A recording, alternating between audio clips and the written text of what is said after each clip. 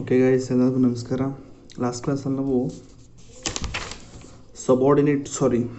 Subordinate course ನೋಡಿದ್ವಿ. ಇವತ್ತಿನೊಂದು ಕ್ಲಾಸ್ನಲ್ಲಿ ನಾವು ಟ್ರಿಬ್ಯುನಲ್ಸ್ ನೋಡ್ತಾ ಇದ್ವಿ. ಸೊ ಟೆಲಿಗ್ರಾಮಲ್ಲಿ ತುಂಬ ಜನ ಮೆಸೇಜ್ ಆಗ್ತಾಯಿದ್ದಾರೆ, ಸಜೆಷನ್ ಕೊಡ್ತಾಯಿದ್ದಾರೆ. ಸರ್ ಮೈನ್ಸ್ ಆನ್ಸರ್ ರೈಟಿಂಗ್ ಕ್ಲಾಸ್ಗಳನ್ನ ಶುರು ಮಾಡಿ, ಆಯಿತಾ, ಮೈನ್ಸ್ ಓರಿಯೆಂಟೆಡ್ ಕಾನ್ಸೆಪ್ಟ್ಗಳನ್ನ ಮಾಡಿ ಎಲ್ಲ ಹೇಳ್ತಿದ್ದಾರೆ. ಮಾಡೋಣ ಒಂದ್ಸರಿ ಈ ಒಂದು ಲಕ್ಷ್ಮೀಕಾಂತ್ ಸೀರೀಸ್ ಮುಗಿದ್ಮೇಲೆ, ಆಯಿತಾ. ಇದು ನಿಮ್ಮ ಪ್ರಿಲಿಮ್ಸ್ ಪ್ರಿಲಿಮ್ಸ್ ಟಾಪಿಕ್ಸ್ ಇವೆಲ್ಲ ಕಂಪ್ಲೀಟ್ ಲಕ್ಷ್ಮೀಕಾಂತ್ ಏನಿದೆ ಇದು ಪ್ರಿಲಿಮ್ಸ್ ಟಾಪಿಗೆ, ಸರಿನಾ. ನಿಮಗೆ ಏನು ಮೇನ್ಸ್ ಬರುತ್ತಲ್ಲ, ಮೇನ್ಸು ಇನ್ನೂ ಇದೆ. ಈಗ ಟ್ರಿಬ್ಯುನಲ್ಸ್ ಅಂತಂದರೆ ಈಗ ಒಂದು ಪೇಜಲ್ಲಿ ಮುಗಿಸಿದ್ದಾರೆ, ಸರಿನಾ, ಒಂದು ಪೇಜಲ್ಲಿ ಮುಗಿದೋಗುತ್ತೆ. ಬಟ್ ನೀವು ಅಷ್ಟು ಓದ್ಕೊಂಡು ನಾನು ಮೇನ್ಸ್ ಬರೀತೀನಿ ಅಂದರೆ ಆಗಲ್ಲ. ಸೊ ಒಂದು ಸತಿ ಇದು ಲಕ್ಷ್ಮೀಕಾಂತ್ ಕಂಪ್ಲೀಟ್ ಆಗಿದೆ, ನಿಮ್ಮೊಂದು ಐಡಿಯಾ ಸಿಗೋದು ನಾನು ಮಾಡ್ತೀನಿ.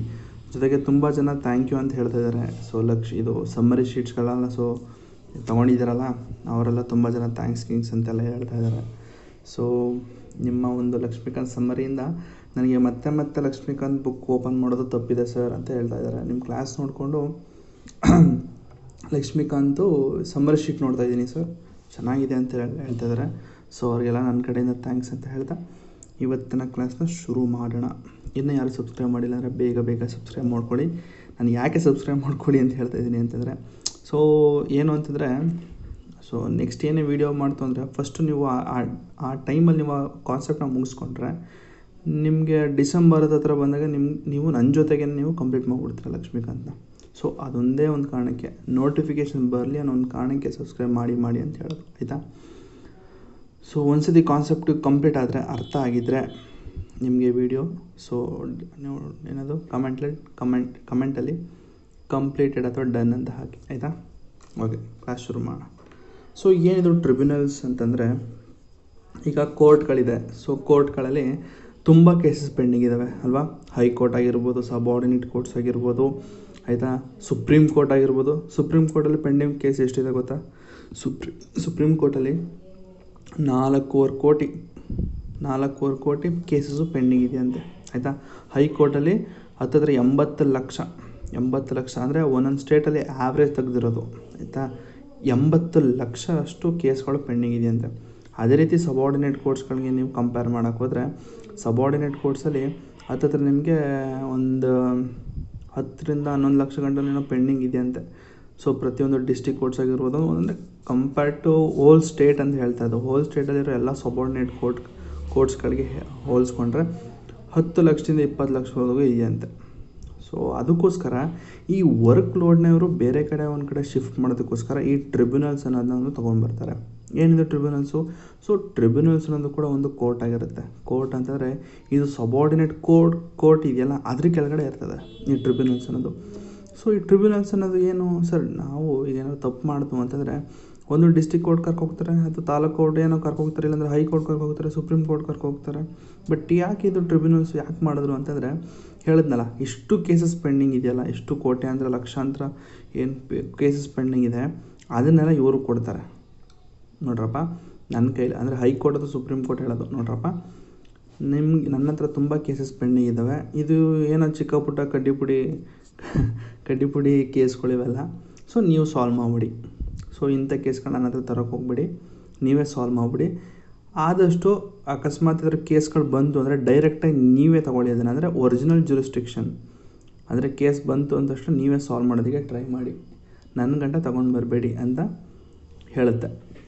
ಸೊ ಅದಕ್ಕೆ ಈ ಟ್ರಿಬ್ಯುನಲ್ಸ್ನ ಫಾರ್ಮ್ ಮಾಡಿದ್ದಾರೆ. ಇಷ್ಟು ಬಂದು ನಿಮ್ಮ ಇಂಟ್ರೊಡಕ್ಷನ್ ಆಗಿರುತ್ತೆ. ಎಷ್ಟು ಈಗ ಕಂಟೆಂಟ್ ಬರೋದಾದರೆ, ಬುಕ್ಕಿಗೆ ಬರೋದಾದರೆ, the original jurisdiction did not content provisions. So ನಿಮ್ಮ ಒರಿಜಿನಲ್ ಕಾನ್ಸ್ಟಿಟ್ಯೂಷನಲ್ಲಿ, ಸಂವಿಧಾನದಲ್ಲಿ ಈ ಟ್ರಿಬ್ಯುನಲ್ಸ್ ಬಗ್ಗೆ ಇಲ್ಲವೇ ಇಲ್ಲ. ಟ್ರಿಬ್ಯುನಲ್ಸ್ ನೀವು ಕಾನ್ಸ್ಟಿಟ್ಯೂಷನ್ ನೋಡ್ಕೋದ್ರೆ ಎಲ್ಲೂ ಇರಲಿಲ್ಲ. ಅದಾದಮೇಲೆ ಈ ಒಂದು ವರ್ಕ್ ಲೋಡ್ ತುಂಬ ಜಾಸ್ತಿ ಆಗಿರೋದ್ರಿಂದ ನಾವು ಈ ಥರ ಒಂದು ಚಿಕ್ಕ ಪುಟ್ಟ, ಈಗ ನಾವು ಕ್ಯಾಬಿನೆಟ್ ಕಮಿಟೀಸ್ ಅಂತ ನೋಡಿದ್ವಿ ಅಲ್ವಾ, ಒಂದು ಕ್ಯಾಬಿನೆಟ್ ಕಮಿಟೀಸ್ ಅಂತ ಮಾಡಿದ್ವಿ. Council of minister work load ತಡೆಯಾಗಿದೆ, ಒಂದಷ್ಟು ಕ್ಯಾಬಿನೆಟ್ ಕಮಿಟೀಸ್ ಅಂತ ಮಾಡಿದ್ರು, ಟೆಂಪ್ರರಿ ಕಮಿಟಿ ಅಂದರೆ ಅಡಾಕ್ ಕಮಿಟಿ, ಸ್ಟ್ಯಾಂಡಿಂಗ್ ಕಮಿಟಿ ಅಂತೆಲ್ಲ ಮಾಡಿದ್ರು. ಸೊ ಆ ಒಂದು ಇದನ್ನು ಇಲ್ಲಿಗೆ ಕಂಪೇರ್ ಮಾಡ್ಕೊಳ್ಳಿ. ಸೊ ಎರಡು ಸೇಮ್ ಅಲ್ವಾ, ವರ್ಕ್ ಲೋಡ್ನ ಶೇರ್ ಮಾಡ್ತಾರೆ. ಸೊ ಈಗ ಹೇಳೋದಾದರೆ, ಇದು ನಮ್ಮ ಸಂವಿಧಾನದಲ್ಲಿ ಇರಲಿಲ್ಲ, ಆಯಿತಾ. ಸಂವಿಧಾನದಲ್ಲಿ ಸ್ಟಾರ್ಟಿಂಗಿಂದ ಇರಲಿಲ್ಲ. ಇದನ್ನು 42ನೇ ತಿದ್ದುಪಡಿ 42nd ಅಮೆಂಡ್ಮೆಂಟ್ ಆ್ಯಕ್ಟಲ್ಲಿ ಪಾರ್ಟ್ 14A ಅಲ್ಲಿ ಇದನ್ನು ಹಾಕ್ತಾರೆ. ಯಾವಾಗ 1976 42nd ಅಮೆಂಡ್ಮೆಂಟ್ ಮಾಡಿದ್ರಲ್ಲ, 42nd ಅಮೆಂಡ್ಮೆಂಟ್ ಆ್ಯಕ್ಟು ಇದನ್ನು ಏನೋ ಹೇಳ್ತಾರೆ, ಇದನ್ನು 42nd ಅಮೆಂಡ್ಮೆಂಟ್ ಆ್ಯಕ್ಟ್ ಏನು ಅದು, ಇದಕ್ಕೆ ಇನ್ನೊಂದು ಹೆಸರಿದೆ, ಏನು ಅಂತ ಕಮೆಂಟಲ್ಲಿ ಹೇಳಿ ಆಯಿತಾ. ಸೊ ಇದನ್ನು ನಾವು ಪಾರ್ಟ್ 14A ಹಾಕಲಾಗಿದೆ ಕಾನ್ಸ್ಟಿಟ್ಯೂಷನಲ್ಲಿ. ಸೊ ಈ ಟ್ರಿಬ್ಯುನಲ್ಸ್ ಏನಿದೆ, ಈ ಟ್ರಿಬ್ಯುನಲ್ಸ್ ಅಂತ ಆ್ಯಡ್ ಮಾಡಿದ್ದಾರೆ. ಈ ಟ್ರಿಬ್ಯುನಲ್ಸಲ್ಲಿ ಒಂದಷ್ಟು ಆರ್ಟಿಕಲ್ಸ್ ಯಾವುದು ಅಂದರೆ 2 ಆರ್ಟಿಕಲು. ಆರ್ಟಿಕಲ್ 323A ನೋಡಿ ಎಷ್ಟು ಈಸ್ ಇದೆ, 323A ಮತ್ತು 323B ಅಂತ 2 ಆರ್ಟಿಕಲ್ನ ತೊಗೊಂಡು ಬಂದಿದ್ದಾರೆ. ಸೊ ಏನಿದು ಆರ್ಟಿಕಲ್ 323A ಅಂತಂದರೆ ಇದೆಲ್ಲ ಕಂಪ್ಲೀಟಾಗಿ ಅಡ್ಮಿನಿಸ್ಟ್ರೇಟಿವ್ ಟ್ರಿಬ್ಯುನಲ್ಸ್ ಅಂತ ಬರುತ್ತೆ. 323A ಅಡ್ಮಿನಿಸ್ಟ್ರೇಟಿವ್ ಟ್ರಿಬ್ಯುನಲ್ಸ್ ಅಂತ ಬರುತ್ತೆ. ನೋಡೋಣ, ಇಲ್ಲಿದೆ ಅಡ್ಮಿನಿಸ್ಟ್ರೇಟಿವ್ ಟ್ರಿಬ್ಯುನಲ್ಸ್ ಇದೆ, ನೋಡೋಣ ಎಷ್ಟು. 323B tribunals for other matters ಅಂತಿದೆ. ಇನ್ನೊಂದಷ್ಟು ಅದರ್ ಮ್ಯಾಟರ್ಸ್ಗಳು ಅಡ್ಮಿನಿಸ್ಟ್ರೇಟಿವ್ ಬಿಟ್ಟು ಒಂದಷ್ಟು ಮ್ಯಾಟರ್ಸ್ಗಳಿದೆಯಂತೆ, ಅದನ್ನು ಕೂಡ ನೋಡೋಣ. ಸೊ ಅಡ್ಮಿನಿಸ್ಟ್ರೇಟಿವ್ ಟ್ರಿಬ್ಯುನಲ್ಸ್ ಅಂತ ಅಂದರೆ ಏನು ಅಂತ ಹೇಳೋದಾದರೆ 323A establishment of administrative tribunals for adjudication of dispute relating to the recruitment and the condition of the services of a person appoint to be to public services of the centre and the state, local bodies, public cooperation and other public authorities. ಏನು sir ಇದು, ತಲೆಗೆ ಹೋಯ್ತಲ್ವಲ್ಲ ಇದು. ಇದನ್ನು ಮತ್ತೆ ಓದಿ, ನಿಮಗೆ ಅರ್ಥ ಆಗುತ್ತೆ. ಈಗ ನಾನು ಏನು ಹೇಳ್ತೀನಲ್ಲ ಈಗ ಅದ್ರ ಬಗ್ಗೆ, ಅದನ್ನು ಕೇಳಿಸ್ಕೊಂಡು ಇದನ್ನು ಮತ್ತೆ ಓದೋಣ. ಇದ್ರ ಬಗ್ಗೆ ಏನು ಹೇಳುತ್ತೆ ಆರ್ಟಿಕಲ್ 323A ಏನು ಹೇಳುತ್ತೆ ಅಂತಂದರೆ, ಈಗ ನಿಮ್ಮ ಸ್ಟೇಟ್ಗಳಲ್ಲಿ ಅಥವಾ ನಿಮ್ಮ ಸೆಂಟರ್ಗಳಲ್ಲಿ, ಸೆಂಟರಿಂದ ಅಪಾಯಿಂಟ್ಮೆಂಟ್ ಮಾಡ್ಕೋತಾರಲ್ಲ, ಗೌರ್ಮೆಂಟ್ ಎಕ್ಸಾಮ್ ಬರೆಸಿ ಅಪಾಯಿಂಟ್ಮೆಂಟ್ ಮಾಡ್ಕೋತಾರೆ, ಅಥವಾ ಸ್ಟೇಟಲ್ಲಿ ಎಕ್ಸಾಮ್ಗಳನ್ನ ಬರೆದು ಅಪಾಯಿಂಟ್ ಮಾಡ್ಕೋತಾರೆ, ಇಲ್ಲಾಂದರೆ ಡೈರೆಕ್ಟ್ ಅಪಾಯಿಂಟ್ ಮಾಡ್ತಾರೆ, ಮೆರಿಟ್ ಬೇಸಲ್ಲಿ ಅಪಾಯಿಂಟ್ ಮಾಡ್ಕೊಳ್ತಾರೆ. ಸೊ ಇದರಿಂದ ನಿಮಗೇನಾದರೂ ಅದು ನ್ಯಾಯ ಅಂತ ಅನ್ನಿಸ್ಲಿಲ್ಲ ಅಂತಂದರೆ ಆರ್ಟಿಕಲ್ 323A ಪ್ರಕಾರ ನೀವು ಕೋರ್ಟಲ್ಲಿ ಹೋಗಿ ನೀವು ಕೇಸ್ ಹಾಕ್ಬೋದು ಆಯಿತಾ. ಇದ್ರ ಬಗ್ಗೆ ನೀವು ಕೇಸ್ ಹಾಕೊಂಡು ನೀವು ಇದು ಮಾಡ್ಬೋದು. ಎಲ್ಲಿ ಕೇಸ್ ಹಾಕಬೇಕು ಅಂದರೆ ಇಲ್ಲೇ ಟ್ರಿಬ್ಯುನಲ್ಸಲ್ಲಿ. ಫಸ್ಟು ನೀವು ಏನಾಗುತ್ತೆ ಅಂತಂದರೆ ಈ ಟ್ರಿಬ್ಯುನಲ್ಸಲ್ಲಿ ಒರಿಜಿನಲ್ ಜುರಿಸ್ಡಿಕ್ಷನ್ ಅಂತ ಕೊಟ್ಟಿದ್ದಾರೆ. ಅಂದರೆ ನೀವು ನಿಮ್ಗೇನಾದರೂ ಈ ಒಂದು ಮ್ಯಾಟರ್ಸಲ್ಲಿ ನಿಮ್ಗೇನಾದರೂ ಇಶ್ಯೂ ಆಯಿತು ಅಂದರೆ ಡೈರೆಕ್ಟಾಗಿ ನೀವು ಇಲ್ಲಿಗೆ ಬರ್ಬೋದು ಅಂತಿದೆ ಆಯಿತಾ. ಒರಿಜಿನಲ್ ಜುರಿಸ್ಡಿಕ್ಷನ್ ಇದೆ ಇದಕ್ಕೆ ಆಯಿತಾ. ನೀವು ಹೈಕೋರ್ಟ್ಗೆ ಹೋಗಿ, ಸುಪ್ರೀಂ ಕೋರ್ಟ್ಗೆ ಹೋಗಿ ಅಲ್ಲಿಂದ ನೀವು ಇಲ್ಲಿ ಬರೋ ಅಗತ್ಯ ಇಲ್ಲ. ನೀವು ಡೈರೆಕ್ಟಾಗಿ ಹೋಗಿ ಇಲ್ಲಿ ನೀವು ಇದನ್ನು ಕೇಸನ್ನು ಹಾಕ್ಬೋದು ನೋಡಿ. ಎಸ್ಟಾಬ್ಲಿಷ್ಮೆಂಟ್ ಆಫ್ ಅಡ್ಮಿನಿಸ್ಟ್ರೇಟಿವ್ ಟ್ರಿಬ್ಯುನಲ್ಸ್ ಕೊಟ್ಟಿದ್ದಾರೆ. ಸೊ ಅಡ್ಜುಡಿಕೇಷನ್ ಆಫ್ ಡಿಸ್ಪ್ಯೂಟ್ಸ್ ನೋಡಿ, ಅಡ್ಜುಡಿಕೇಷನ್ ಬೇಡ ಹೋಗ್ಬಿಡಿ ಆಯಿತು. ಡಿಸ್ಪ್ಯೂಟ್ಸ್ ರಿಲೇಟಿಂಗ್ ಟು ನೋಡಿ, recruitment and conditions of the service of a person appointed to the public services. ಯಾವುದೇ ಒಂದು ಪಬ್ಲಿಕ್ ಸರ್ವಿಸಸ್ಗೆ ಏನು ಅಪಾಯಿಂಟ್ಮೆಂಟ್ ಆಗ್ತದೆ, group A, group B, group C, group D, E, F ಯಾವುದೇ ಒಂದು ಗ್ರೂಪಿಂದ ಅಪಾಯಿಂಟ್ಮೆಂಟ್ ಆದರೂ ಕೂಡ ನಿಮಗೆ ಅಲ್ಲಿ ಒಂದು ನ್ಯಾಯ ಅಂತ ಅನ್ನಿಸ್ಲಿಲ್ಲ ಅಂತಂದರೆ, ಈಗ ನಿಮ್ಮನ್ನೇನೋ ಅಪಾಯಿಂಟ್ ಮಾಡ್ತೀವಿ, ನೀವು ಇಷ್ಟು ಎಕ್ಸಾಮೆಲ್ಲ ಬರೀಬೇಕು ಅಂತಲೇ ಎಕ್ಸಾಮ್ ಬರೀತೀರ, ಏನೋ ಮೆರಿಟ್ ಬೇಸ್ ಮೇಲೆ ಏನೋ ತೊಗೊಂಡಿರ್ತಾರೆ, ಅಲ್ಲಿ ಏನಾದರೂ ಈ ಲಂಚದಿಂದ ತೊಗೊಂಡಿದ್ದಾರೆ ಅದಾಗಿರ್ಬೋದು. ಸೊ ಬೇರೆ ಒಂದು ನೋಡಿ, ಲಂಚ ಅಂತ ಹೇಳಬಾರ್ದು. ನನ್ನ ಕ್ಲಾಸ್ ನೋಡ್ತಿದ್ರೆ ನೀವು ಯಾವುದೇ ಕಾರಣಕ್ಕೂ ಲಂಚ ಅಂತ ಎಲ್ಲೂ ಕೂಡ ಹೇಳಬಾರ್ದು. ಅನ್ಎಥಿಕಲ್ ವೇ ಅಂತ ಹೇಳಬೇಕಾಗ್ತದೆ ಆಯಿತಾ. ನನ್ನ ಸ್ಟೂಡೆಂಟ್ ಆಗಿದ್ರೆ ನೀವು ಎಲ್ಲೂ ಕೂಡ ಬ್ರೈಬು ಲಂಚ ಏನೇನೋ ಇರ್ತಾವಲ್ಲ ಅದನ್ನೆಲ್ಲ ಯಾವುದೇ ಕಾರಣಕ್ಕೂ ಉಪಯೋಗಿಸ್ಬೇಡಿ. ಆದಷ್ಟು ನೀವು ಅದನ್ನು ಎಥಿಕಲ್ ವೇ ಅಲ್ಲ ಕಣಪ್ಪ, ಅದು ಲಂಚ ತಗೊಳ್ಳೋದು, ಅದನ್ನು ನಾವು ಅನ್ಎಥಿಕಲ್ ವೇ ಅಂತ ಹೇಳ್ತೀವಿ ಸರಿನಾ. ಈ ಅನ್ಎಥಿಕಲ್ ವೇಯಿಂದ ಏನಾದರೂ ಅಪಾಯಿಂಟ್ಮೆಂಟ್ ಏನಾದರೂ ಆಗಿತ್ತು ಅಂದರೆ ಅಂಥವ್ರ ಮೇಲೆ ನೀವು ಕೇಸ್ ಹಾಕ್ಬೋದಾಗಿದೆ ಆರ್ಟಿಕಲ್ 323A ಪ್ರಕಾರ. ಸೊ ನೆಕ್ಸ್ಟು ಆರ್ಟಿಕಲ್ 323A ಏನಾಗುತ್ತೆ, ಇನ್ ಅದರ್ ವರ್ಡ್ಸ್ ಹೇಳೋದಾದರೆ ಆರ್ಟಿಕಲ್ 323A ಮತ್ತೆ ಏನು ಹೇಳ್ತದೆ ಅಂದರೆ, it enables a parliament to take out the adjudication of a disputes relating to the service matter from civil court and high court. So ಇದು parliament ಏನು ಹೇಳ್ತದೆ ಅಂತಂದರೆ, ಈ ಸಿವಿಲ್ ಕೋರ್ಟ್ ಮತ್ತು ಹೈಕೋರ್ಟಲ್ಲಿ ಇದ್ದಂತಹ ಒಂದಷ್ಟು ಕೇಸ್ಗಳು, ಈ ರಿಕ್ರೂಟ್ಮೆಂಟ್ ಕೇಸ್ಗಳಾಗಿರ್ಬೋದು. ಈಗ ನೀವು KPSC ಮೇಲೆ ಅದಕ್ಕೆ ಕೇಸ್ ಹಾಕಿದ್ದಾರೆ, ಸೊ ಡೈರೆಕ್ಟಾಗಿ ಹೈಕೋರ್ಟ್ಗೆ ಹೋಗಿದ್ದಾರೆ. ಯಾಕೆಂತಂದರೆ ಈ ಟ್ರಿಬ್ಯುನಲ್ಸಲ್ಲಿ ಹಾಕಿದ್ರೆ ಏನಾಗುತ್ತೆ ಅಂದರೆ, ಕೆಲವೊಂದು ಸತಿ ಅದು ನೋಡೋಣ, ಮುಂದೆ ಇಶ್ಯೂಸ್ಗಳಿದ್ದಾವೆ ಆಯಿತಾ, ಅದನ್ನು ನೋಡೋಣ. ಈಗ ಹೇಳೋದು ಬೇಡ, ಈಗ ಹೇಳ್ಬಿಟ್ರೆ ಏನಾಗುತ್ತೆ, ಸ್ವಲ್ಪ ಮಿಕ್ಸ್ ಆಗಿಬಿಡುತ್ತೆ. ಸೊ ಈಗ ನೀವು KPSCಲಿ ಈಗ KS ಎಕ್ಸಾಮ್ ಬಗ್ಗೆ ಏನೋ ಕೇಸ್ ಹಾಕಿದ್ದಾರಂತೆ ಆಯಿತಾ, ಅದನ್ನು ಸ್ವಲ್ಪ ಸ್ಟೇ ಆರ್ಡರ್ ಏನೋ ತಂದಿದ್ದಾರಂತೆ. ಸೊ ಅಲ್ಲಿ ಏನಾಗಿದೆ ಅಂತಂದರೆ, ಅದು ಡಿಸೆಂಬರ್ 9th ಅದು ಏನೋ ಹಿಯರಿಂಗ್ ಇದೆಯಂತೆ ಬಿಡಿ ಅದು. ಸೊ ಈಗ ಹೈಕೋರ್ಟ್ ನಾನು ಹೇಳ್ದಂಗೆ ಇಲ್ಲಿ ಪಾರ್ಲಿಮೆಂಟ್ ಏನು ಹೇಳಿದೆ ಅಂತಂದರೆ, ನೀವು ಈ ಸಿವಿಲ್ ಕೋರ್ಟ್ ಮತ್ತು ಹೈಕೋರ್ಟಲ್ಲಿದ್ದಂಥ ಒಂದಷ್ಟು ಕೇಸ್ಗಳನ್ನ ನೀವು ಆ ಟ್ರಿಬ್ಯುನಲ್ಸ್ಗೆ ನೀವು ಅಂದರೆ ಆ ಸ್ಟೇಟಲ್ಲಿರುವಂತಹ ಒಂದಷ್ಟು ಟ್ರಿಬ್ಯುನಲ್ಸ್ಗೆ ನೀವು ಕೊಡಬಹುದು ಅಂತ ಪಾರ್ಲಿಮೆಂಟ್ ಹೇಳಿದೆ. 42nd ಅಮೆಂಡ್ಮೆಂಟ್ ಆ್ಯಕ್ಟ್ ಹೇಳಿದೆ.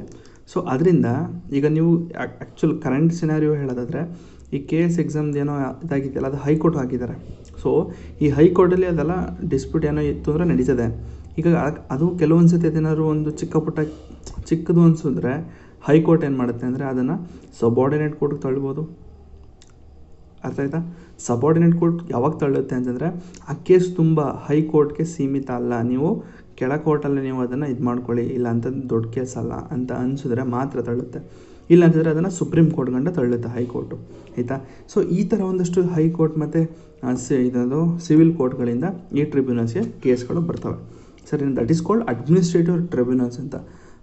ಆಡಳಿತದಲ್ಲಿ ಅಂದರೆ ಹೇಳಿದ್ನಲ್ಲ, group A, group B, group C, group D. So ಇಂಥ ಎಕ್ಸಾಮ್ಗಳಲ್ಲಿ ರಿಕ್ರೂಟ್ಮೆಂಟ್ ಪ್ರೊಸೆಸ್ಗಳಲ್ಲಿ ಸೊ ಇದನ್ನು ಸರ್ವೀಸಸ್ ಅಂತಾರೆ. ಸೊ ಈ ಥರ ಸರ್ವೀಸಸ್, ಅಪಾಯಿಂಟ್ಮೆಂಟ್ ಸರ್ವೀಸಸ್ ಏನಾದ್ರು ನಿಮಗೆ ನ್ಯಾಯ ಅಂತ ಸಿಗಲಿಲ್ಲ ಅಂತಂದರೆ ಇದು ಆಗ್ತದೆ. ಇದು ಆರ್ಟಿಕಲ್ 323A ಹೇಳೋದು. ಸರಿನಾ? ನೆಕ್ಸ್ಟು ಅದ್ರ ಜೊತೆಗೆ the parliament has pass the administrative tribunals act in 1985 ಒಂದು ಅಡ್ಮಿನಿಸ್ಟ್ರೇಟಿವ್ ಟ್ರಿಬ್ಯುನಲ್ಸ್ ಆ್ಯಕ್ಟ್ ಅಂತ ಒಂದು ಪಾಸ್ ಮಾಡುತ್ತಂತೆ. ಯಾವುದು? ಪಾರ್ಲಿಮೆಂಟು 1985 ಪಾಸ್ ಮಾಡುತ್ತೆ ಒಂದು act. The act authorises the central government to establish one central administrative tribunals and the state administrative tribunals. ನೋಡಿ, ಇಲ್ಲಿ ಇದು ಟ್ರಿಬ್ಯುನಲ್ಸಲ್ಲಿ ಇದು ಒಂಥರ ಕೋರ್ಟ್ ಥರ ಅಂತ ಹೇಳಿದೆ. ಬಟ್ ಇಲ್ಲಿ ಯಾರು ಮಾಡ್ತಾ ಇದ್ದಾರೆ? ಎಕ್ಸಿಕ್ಯೂಟಿವ್. ಸೆಂಟ್ರಲ್ ಗೌರ್ಮೆಂಟ್ನದು ಎಕ್ಸಿಕ್ಯೂಟಿವ್ ಅಲ್ವಾ? ಸೊ ಎಕ್ಸಿಕ್ಯೂಟಿವ್ ಬರ್ಬೋದು ಯಾವುದೇ ಕಾರಣಕ್ಕೂ. ಜುಡಿಷಿಯರಿ ನೋಡಿ, ಅದಕ್ಕೆ ನೀವು ಹೈಕೋರ್ಟ್ ಅಥವಾ ಸುಪ್ರೀಂ ಕೋರ್ಟ್ ನೀವು ವಿಡಿಯೋ ನೋಡಿದರೆ ನಾನು ಇಂಡಿಪೆಂಡೆನ್ಸ್ ಆಫ್ ಸುಪ್ರೀಂ ಕೋರ್ಟ್ ಅಂತ ಅಂದರೆ ಇಂಡಿಪೆಂಡೆನ್ಸ್ ಆಫ್ ಜುಡಿಷಿಯರಿ ಬಗ್ಗೆ ಮಾತಾಡಿದೆ. ಯಾವುದೇ ಕಾರಣಕ್ಕೂ ಎಕ್ಸಿಕ್ಯೂಟಿವ್ ಅಥವಾ ಲೆಜಿಸ್ಲೇಟಿವ್ ಜುಡಿಷಿಯರಿ ಜೊತೆಗೆ ಮರ್ಜ್ ಆಗಬಾರ್ದು, ಮಿಂಗಲ್ ಆಗಬಾರ್ದು ಅಥವಾ ಮಿಕ್ಸ್ ಆಗಬಾರ್ದು ಅಂತ ಹೇಳಿದೆ. ಬಟ್ ಇಲ್ಲೇನಾಗಿದೆ, ಟ್ರಿಬ್ಯುನಲ್ಸ್ನ ಅಪಾಯಿಂಟ್ ಮಾಡೋರು. ಈಗ ಟ್ರಿಬ್ಯುನಲ್ಸ್ ಈ ಆ್ಯಕ್ಟ್ ಪ್ರಕಾರ, ಅಡ್ಮಿನಿಸ್ಟ್ರೇಟಿವ್ ಟ್ರಿಬ್ಯುನಲ್ ಆ್ಯಕ್ಟ್ ಆಫ್ 1985 ಪ್ರಕಾರ ಒಂದೊಂದು ಸೆಂಟರ್ ಅಂದರೆ ಸೆಂಟರ್ಲಿ ಒಂದಿರುತ್ತೆ, ಒಂದು ಟ್ರಿಬ್ಯುನಲ್ ಇರುತ್ತೆ. ಅಂದರೆ ಸೆಂಟರಲ್ಲಿ ಒಂದು ಅಂದರೆ ಈಗ ಕನ್ಸಿಡರ್ ಡೆಲ್ಲಿ ಅಂತ ತಿಳ್ಕೊಳ್ಳಿ. ಈಗ ಡೆಲ್ಲಿ ಅನ್ನೋ ಒಂದು UTಯಲ್ಲಿ ಏನಾಗಿದೆ, ಅಲ್ಲಿ ಒಂದು ಸುಪ್ರೀಂ ಕೋರ್ಟ್ ಇದೆ, ಹೈಕೋರ್ಟು ಇದೆ, ಅದ್ರ ಜೊತೆಗೆ ಒಂದು ಟ್ರಿಬ್ಯುನಲ್ ಕೂಡ ಇರುತ್ತೆ. ಅಂದರೆ ಸೆಂಟರ್ಗೆ ಒಂದು ಟ್ರಿಬ್ಯುನಲ್ ಕೊಡ್ತಾರೆ, ಇಡೀ ಇಂಡಿಯಾಗೆ ಒಂದು ಟ್ರಿಬ್ಯುನಲ್ಲು. ಜೊತೆಗೆ ಆ ಸ್ಟೇಟಲ್ಲಿ ಏನಿರುತ್ತೆ, ಒಂದೊಂದು ಸ್ಟೇಟ್, ಪರ್ಟಿಕ್ಯುಲರ್ ಸ್ಟೇಟ್ಗೆ ಅಲ್ಲೂ ಕೂಡ ಒಂದೊಂದು ಟ್ರಿಬ್ಯುನಲ್ ಬಿಲ್ಡ್ ಮಾಡಿದ್ದಾರೆ. ಯಾಕೆ ಒಂದೊಂದು ಸ್ಟೇಟ್ಗೆ ಕೊಡಬೇಕು ಸರ್? ಈಗಾಗಲೇ ನಮ್ಮ ಸ್ಟೇಟಲ್ಲಿ ಸಬಾರ್ಡಿನೇಟ್ ಕೋರ್ಟ್ಗಳಿದ್ದಾವೆ, ಡಿಸ್ಟ್ರಿಕ್ಟ್ ಕೋರ್ಟ್ಗಳಿದ್ದಾವೆ, ಅದ್ರ ಜೊತೆಗೆ ಟ್ರಿಬ್ಯುನಲ್ಸ್ ಯಾಕೆ ಬೇಕು? ಸೊ ಹೇಳಿದ್ನಲ್ಲ, ಕೇಸ್ ಜಾಸ್ತಿ ಇದ್ದಾವೆ, ಸೊ ಹೈಕೋರ್ಟ್ ಅದನ್ನು ಇದು ಮಾಡೋದಕ್ಕಾಗಲ್ಲ ಅಂತ ಅಂದ್ಬಿಟ್ಟು ಇವರು ಕೊಡ್ತಾರೆ.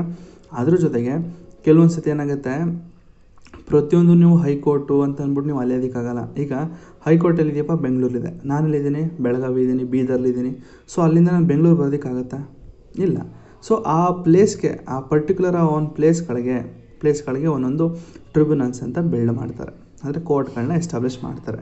ಸೊ ಇದ್ರ ಪ್ರಕಾರ ಇಲ್ಲಿ ಸೆಂಟ್ರಲ್ ಗೌರ್ಮೆಂಟ್ ಇನ್ವಾಲ್ವ್ ಆಗಿದೆ. ಸೆಂಟ್ರಲ್ ಗೌರ್ಮೆಂಟು ಒಂದು ಸೆಂಟ್ರಲ್ ಅಡ್ಮಿನಿಸ್ಟ್ರೇಟಿವ್ ಟ್ರಿಬ್ಯುನಲ್ ಒಂದು ಬಿಲ್ಡ್ ಮಾಡಿದೆ ಅಂತೆ, ಜೊತೆಗೆ ಒಂದು ಸ್ಟೇಟ್ ಅಡ್ಮಿನಿಸ್ಟ್ರೇಟಿವ್ ಟ್ರಿಬ್ಯುನಲ್ ಅಂತ ಬಿಲ್ಡ್ ಮಾಡಿದೆ ಒಂದೊಂದು ಸ್ಟೇಟ್ಗೆ. ಆಯಿತಾ? ಅಂದರೆ ಈ ಅಪಾಯಿಂಟ್ಮೆಂಟ್ ಅನ್ನೋ ಪ್ರೋಸೆಸ್ಗೆ ನೋಡಿ, ನಮ್ಮ ಸೆಂಟ್ರಲ್ ಗೌರ್ಮೆಂಟ್ ಇನ್ವಾಲ್ವ್ ಆಗಿದೆ, ಎಕ್ಸಿಕ್ಯೂಟಿವ್ ಇನ್ವಾಲ್ವ್ ಆಗಿದೆ. ಇದು ತಪ್ಪು. ಅದು ನೋಡೋಣ ಲಾಸ್ಟಲ್ಲಿ ಒಂದಷ್ಟು ಚಾಲೆಂಜಸ್ ನೋಡ್ಬೇಕಾದ್ರೆ ಗೊತ್ತಾಗುತ್ತೆ ಏನು ಅಂತ. ಸೊ ಇದೊಂದು ಗೊತ್ತಿಲ್ಲ, ಇದು ಸೆಂಟ್ರಲ್ ಗೌರ್ಮೆಂಟ್ ಇನ್ವಾಲ್ವ್ ಆಗಿದೆ ಟ್ರಿಬ್ಯುನಲ್ಸ್ಗೆ. Next providing a speedy and inexpensive justice to the aggrieved public servants. So ಇದು ಫ್ರೀ ಆಗಿರುತ್ತೆ, ಜೊತೆಗೆ ಸ್ಪೀಡಾಗಿರುತ್ತೆ. ಈಗ ಹೈಕೋರ್ಟ್ಗೆ ಹೋಗಿದ್ರೆ ಮಿನಿಮಮ್ ಅಂದರೆ 2-3 ವರ್ಷ ಬೇಕಲೇಬೇಕು. ಸುಪ್ರೀಂ ಕೋರ್ಟ್ ಆಗಿದ್ರೆ ಮುಗೀತು, ನೀವು ಸಾಯೋವರೆಗೂ ಓಡಾಡಬೇಕಾಯ್ತದೆ. ಅಂದರೆ ಸಿಗುತ್ತೆ ಅಂದರೆ ನಿಮಗೆ ನ್ಯಾಯ ಸಿಗುತ್ತೆ, ಆದರೆ ಟೈಮ್ ಕನ್ಸ್ಯೂಮಿಂಗು. ಸೊ ಈ ಥರ ಒಂದು ಟ್ರಿಬ್ಯುನಲ್ಸ್ ಮಾಡೋದ್ರಿಂದ, ಒಂದೊಂದು ಸ್ಟೇಟ್ಗೆ ಒಂದು ಟ್ರಿಬ್ಯುನಲ್ಸ್ ಮಾಡೋದ್ರಿಂದ ನಿಮಗೆ ಸ್ಪೀಡಾಗಿ ಒಂದು ಇನ್ಎಕ್ಸ್ಪೆನ್ಸಿವ್ ಜಸ್ಟಿಸ್, ಅಂದರೆ ಅಷ್ಟು ದುಡ್ಡು ಖರ್ಚಾಗೋದಿಲ್ಲ. ಈಗ ನೀವು ಓಡಾಟದಲ್ಲಿ ದುಡ್ಡು ಖರ್ಚಾಗುತ್ತೆ ಅಲ್ವಾ? ಈಗ ಬೀದರಿಂದ ಬೆಂಗಳೂರು ಬರಬೇಕು ಅಂದರೆ ಎಷ್ಟು ಖರ್ಚಾಗುತ್ತೆ ಅಲ್ವಾ? ಬಸ್ ಚಾರ್ಜ್ 500-600 ಖರ್ಚಾಗುತ್ತೆ. ಸೊ ಈ ಥರ ನೀವು ಒಂದು ಟ್ರಿಬ್ಯುನಲ್ಸ್ ಮಾಡಿದಾಗ ನಿಮಗೆ ದುಡ್ಡು ಕಾಸೆಲ್ಲ ಖರ್ಚು ಕಮ್ಮಿ ಆಗುತ್ತೆ ಅನ್ನೋದು ಕಾರಣಕ್ಕೆ ಈ ಟ್ರಿಬ್ಯುನಲ್ಸ್ ಮಾಡಿದ್ದಾರೆ ಅಂತ ಸೆಂಟ್ರಲ್ ಗೌರ್ಮೆಂಟ್ ಹೇಳಿದೆ, ಅಂದರೆ ಪಾರ್ಲಿಮೆಂಟ್ ಹೇಳಿದೆ. ಸೊ ಅದೇ ಹೇಳಿದಂಗೆ ಇದ್ರ ಆ್ಯಕ್ಟ್ ಪ್ರಕಾರ ಹೇಳಿದೆ, ಒಂದು ಸೆಂಟ್ರಲ್ ಗೌರ್ಮೆಂಟ್ ಏನು ಮಾಡಿದೆ, ಒಂದು ಸೆಂಟ್ರಲ್ ಅಡ್ಮಿನಿಸ್ಟ್ರೇಟಿವ್ ಟ್ರಿಬ್ಯುನಲ್ ಅಂತ ಮತ್ತು ಇನ್ನೊಂದು ಸ್ಟೇಟ್ ಅಡ್ಮಿನಿಸ್ಟ್ರೇಟಿವ್ ಟ್ರಿಬ್ಯುನಲ್ಸ್ ಅಂತ ಮಾಡಿದೆ ಅಂತ ಹೇಳಿದೆ. ಸೊ ಮೊದಲನೇದು ಸೆಂಟ್ರಲ್ ಅಡ್ಮಿನಿಸ್ಟ್ರೇಟಿವ್ ಟ್ರಿಬ್ಯುನಲ್ಸು, ಅದನ್ನು ಕ್ಯಾಟ್ ಅಂತ ಹೇಳಿದ್ದಾರೆ. ಸೊ ಏನಿದು ಕ್ಯಾಟ್ ಅಂತಂದರೆ central administrative tribunal was set up in 1985. ನೋಡಿ, ಈ ಆ್ಯಕ್ಟ್ ಯಾವಾಗ ಬಂತು? 1985. ಅದೇ ಟೈಮಲ್ಲಿ ಇದು ಬಂತು ಅಂತ ಹೇಳಿ ಇಲ್ಲಿ ಹೇಳಿದೆ. ದಿಸ್ ಆ್ಯಕ್ಟ್ ಮೇಡ್ 2 ಟ್ರಿಬ್ಯುನಲ್ಸ್ ಮಾಡಿದೆ, ಸೆಂಟರ್ಗೊಂದು ಸ್ಟೇಟ್ಗೊಂದು ಅಂತ. ಸೊ ಅದೇ ಇಯರಲ್ಲಿ ಬಂದಿದೆ. ಅದೇ ಇಯರ್ ಅಂತಂದರೆ ಆ್ಯಕ್ಟ್ ಬಂದಮೇಲೆ ತಾನೇ ಬಂದಿದ್ದು. ಓಕೆ. ಸೊ 1985 ಬಂತಂತೆ. So with the principal bench. So ಇದ್ರದ್ದು ಮೈನ್ ಬೆಂಚ್ ಎಲ್ಲಿದೆ ಅಂತಂದರೆ ಪ್ರಿನ್ಸಿಪಲ್ ಬೆಂಚ್ ಅಂತೀವಿ, ಮೈನ್ ಬೆಂಚ್ ಅನ್ನಲ್ಲ. ಸೊ ಇದು ಪ್ರಿನ್ಸಿಪಲ್ ಬೆಂಚ್ ಬಂದು ನ್ಯೂ ಡೆಲ್ಲಿಲಿದೆ. ಸೊ ಅದರ ಜೊತೆಗೆ additional benches in different states. So ಬೇರೆ ಬೇರೆ ಬೆಂಚ್ಗಳು ಬೇರೆ ಬೇರೆ ಸ್ಟೇಟ್ಗಳಲ್ಲಿ ಇದೆಯಂತೆ. ಅದರ ಜೊತೆಗೆ 19 ರೆಗ್ಯುಲರ್ ಬೆಂಚ್ಗಳಿದೆಯಂತೆ. ಅಂದರೆ ಒಂದೊಂದು ಸ್ಟೇಟ್ಗೆ ಒಂದೊಂದು ಬೆಂಚ್ಗಳಿದೆಯಂತೆ. ಅದರಲ್ಲಿ 17 ಬೆಂಚು. ಅಂದರೆ ನಮ್ಮ ಇಂಡಿಯಾದಲ್ಲಿ ಟೋಟಲಾಗಿ 19 ಬೆಂಚ್ ಇದೆ. ಈ ಸ್ಟೇಟ್ ಜಾಸ್ತಿ ಇರ್ಬೋದು. ಏನು ಸರ್ ಸ್ಟೇಟ್ ಅಷ್ಟೊಂದು ಜಾಸ್ತಿ ಇದೆ, ನೀವು ನೋಡಿದ್ರೆ 19 ಹೇಳ್ತಾ ಇದ್ದೀರಾ. ಸೊ ನೀವು ಅರ್ಥ ಮಾಡ್ಕೋಬೇಕು, ಈ ಒಂದು ಬೆಂಚ್ಗಳು ಅಂದರೆ ಈ ಒಂದು ಟ್ರಿಬ್ಯುನಲ್ಸ್ನ ನೀವು ಎಸ್ಟಾಬ್ಲಿಷ್ ಮಾಡಿ ಅನ್ನೋದಕ್ಕಿಂತ ಮುಂಚೆ ನಮ್ಮ ಸ್ಟೇಟ್ ಗೌರ್ಮೆಂಟ್ಗಳು ಹೇಳಬೇಕು, ಸರ್ ನಮ್ಮ ಸ್ಟೇಟ್ಗೆ ಒಂದೊಂದು ಟ್ರಿಬ್ಯುನಲ್ ಬೇಕಲೇಬೇಕು ಸರ್ ಅಂತ ಒಂದೊಂದು ಸ್ಟೇಟ್ ಗೌರ್ಮೆಂಟು ರಿಕ್ವೆಸ್ಟ್ ಮಾಡಬೇಕು ಸೆಂಟ್ರಿಗೆ. ಸೊ ಸೆಂಟರು ಅದನ್ನು ನೋಡ್ಬಿಟ್ಟು ಆಮೇಲೆ ಟ್ರಿಬ್ಯುನಲ್ಸ್ನ ಎಸ್ಟಾಬ್ಲಿಷ್ ಮಾಡ್ತಾರೆ. ಇಲ್ಲ ಅಂತಂದರೆ ಕೆಲವೊಂದು ಸತಿ ಏನಾಗುತ್ತೆ ಅಂತಂದರೆ 2-3 ಸ್ಟೇಟ್ಗಳಿಗೆ ಒಂದೇ ಟ್ರಿಬ್ಯುನಲ್ ಎಸ್ಟಾಬ್ಲಿಷ್ ಮಾಡಿಬಿಡ್ತಾರೆ. ಸರ್ ನೀವು ನೋಡಿದ್ರೆ ಖರ್ಚು ಕಮ್ಮಿ ಆಗಲಿ, ದೂರ ಜಾಸ್ತಿ ಆಗುತ್ತೆ, ಅಂದರೆ ದೂರ ಇರುತ್ತೆ, ಅದಕ್ಕೆ ಸ್ವಲ್ಪ ಜನಕ್ಕೆ ಹತ್ರ ಸಿಗಲಿ ಅಂತ ಎಲ್ಲ ಮಾಡಿದ್ದಾರೆ ಅಂತ ಹೇಳಿದ್ರಿ. ಇಲ್ಲಿ ನೋಡಿದ್ರೆ 2-3 ಸ್ಟೇಟ್ಗಳಿಗೆ, ಈಗ ಆಂಧ್ರ ಪ್ರದೇಶವನ್ನು ಬಂದು ಇಲ್ಲಿ ಕೇಳ್ತಾನೆ. ಸೊ ಆ ಥರ ನಿಮಗೇನೋ ಡೌಟ್ ಬಂತು ಅಂದರೆ ಒಂದು ಅರ್ಥ ಮಾಡ್ಕೊಳ್ಳಿ, ಆ ಥರ 2-3 ಸ್ಟೇಟ್ಗಳಿಗೆ ಕಾಮನಾಗಿ ಟ್ರಿಬ್ಯುನಲ್ ಮಾಡಿದ್ದಾರೆ ಅಂತಂದರೆ 2 ಸ್ಟೇಟ್ಗಳಲ್ಲಿ, ಎಕ್ಸಾಂಪಲ್ ನಮ್ಮ ಕರ್ನಾಟಕ ಮತ್ತು ಆಂಧ್ರ ಪ್ರದೇಶಗಳಲ್ಲಿ ಪೆಂಡಿಂಗ್ ಕೇಸ್ಗಳು ಕಮ್ಮಿ ಇದೆ ಅಂತ ಅರ್ಥ ಮಾಡ್ಕೊಳ್ಳಿ. ಪೆಂಡಿಂಗ್ ಕೇಸ್ಗಳು ಕಮ್ಮಿ ಇದ್ದಾಗ 2-3 ರಾಜ್ಯಗಳಿಗೆ ಕಾಮನ್ನಾಗಿ ಒಂದು ಟ್ರಿಬ್ಯುನಲ್ಸ್ನ ಬಿಲ್ಡ್ ಮಾಡ್ತಾರೆ. ಆಯಿತಾ, ಅರ್ಥ ಆಗಿರುತ್ತೆ ಅಂತ ಅಂದ್ಕೊಡ್ತೀನಿ. So 19 regular ಬೆಂಚ್ಗಳಿದೆಯಂತೆ. 19ರಲ್ಲಿ 17 ಇದೆಯಲ್ಲ, ಇದು which operate at the principal seats of high court. So ಇವೆಲ್ಲ ಹೈಕೋರ್ಟ್ ಅಂಡರಲ್ಲಿ ಬರ್ತದೆ. ಸೊ ಹೈಕೋರ್ಟ್ ಕೇಸ್ಗಳು ಅಂದರೆ ಹೈಕೋರ್ಟ್ಗಳು ಅಂಡರಲ್ಲಿ ಏನೋ ವರ್ಕ್ ಮಾಡುತ್ತಂತೆ 17. ಇನ್ನು 2 ಜೈಪುರ್ ಮತ್ತು ಲಕ್ನೋವಲ್ಲಿ ಇದೆಯಂತೆ. ಸೊ 17 ಬಂದು ಹೈಕೋರ್ಟ್ ಅಂಡರಲ್ಲಿ ವರ್ಕ್ ಮಾಡಿದ್ರೆ, ಇನ್ನು 2 ಜೈಪುರ್ ಮತ್ತು ಲಕ್ನೋವಲ್ಲಿ ಇದೆಯಂತೆ. ಸೊ ಅವೆರಡು ಇಂಡಿಪೆಂಡೆಂಟ್ ಆಗಿ ವರ್ಕ್ ಮಾಡುತ್ತಂತೆ. So these benches also hold a circuit sitting at other seat of high court. So ಈ 19 ಬೆಂಚ್ಗಳಿದೆಯಲ್ಲ, ಇವು ಸರ್ಕ್ಯೂಟ್ ಸಿಟ್ಟಿಂಗ್ಸ್ ಅಂತ ಇದೆ. ಸರ್ಕ್ಯೂಟ್ ಸಿಟ್ಟಿಂಗ್ಸ್ ಅಂದ್ರೇನು, ಈಗ ಕೆಲವೊಂದು ಸತಿ 19 ಬೆಂಚ್ಗಳಿದೆ ಅಂತ ತಿಳ್ಕೊಳ್ಳಿ. ಈಗ ನಮ್ಮ ಕರ್ನಾಟಕದಲ್ಲಿ ಬೇಕಾಗಿರುತ್ತೆ, ಕರ್ನಾಟಕದಲ್ಲಿಲ್ಲೋ ಬೆಳಗಾವಿಲಿಲ್ಲೋ ಎಸ್ಟಾಬ್ಲಿಷ್ ಆಗಿದೆ ಟ್ರಿಬ್ಯುನಲ್ಸ್ ಅಂತ ತಿಳ್ಕೊಳ್ಳಿ. ಸೊ ಬೆಳಗಾವಿಲಿ ಏನೋ ಎಸ್ಟಾಬ್ಲಿಷ್ ಆಗಿದೆ, ಈಗ ಕೇಸ್ ಆಗಿರೋದು ಮೈಸೂರಲ್ಲಿ ಅಂತ ತಿಳ್ಕೊಳ್ಳಿ. ಸೊ ಈಗ ನಾನು ಬೆಳಗಾವಿಗೆ ಹೋಗ್ಬೇಕಾ? ಇಲ್ಲ.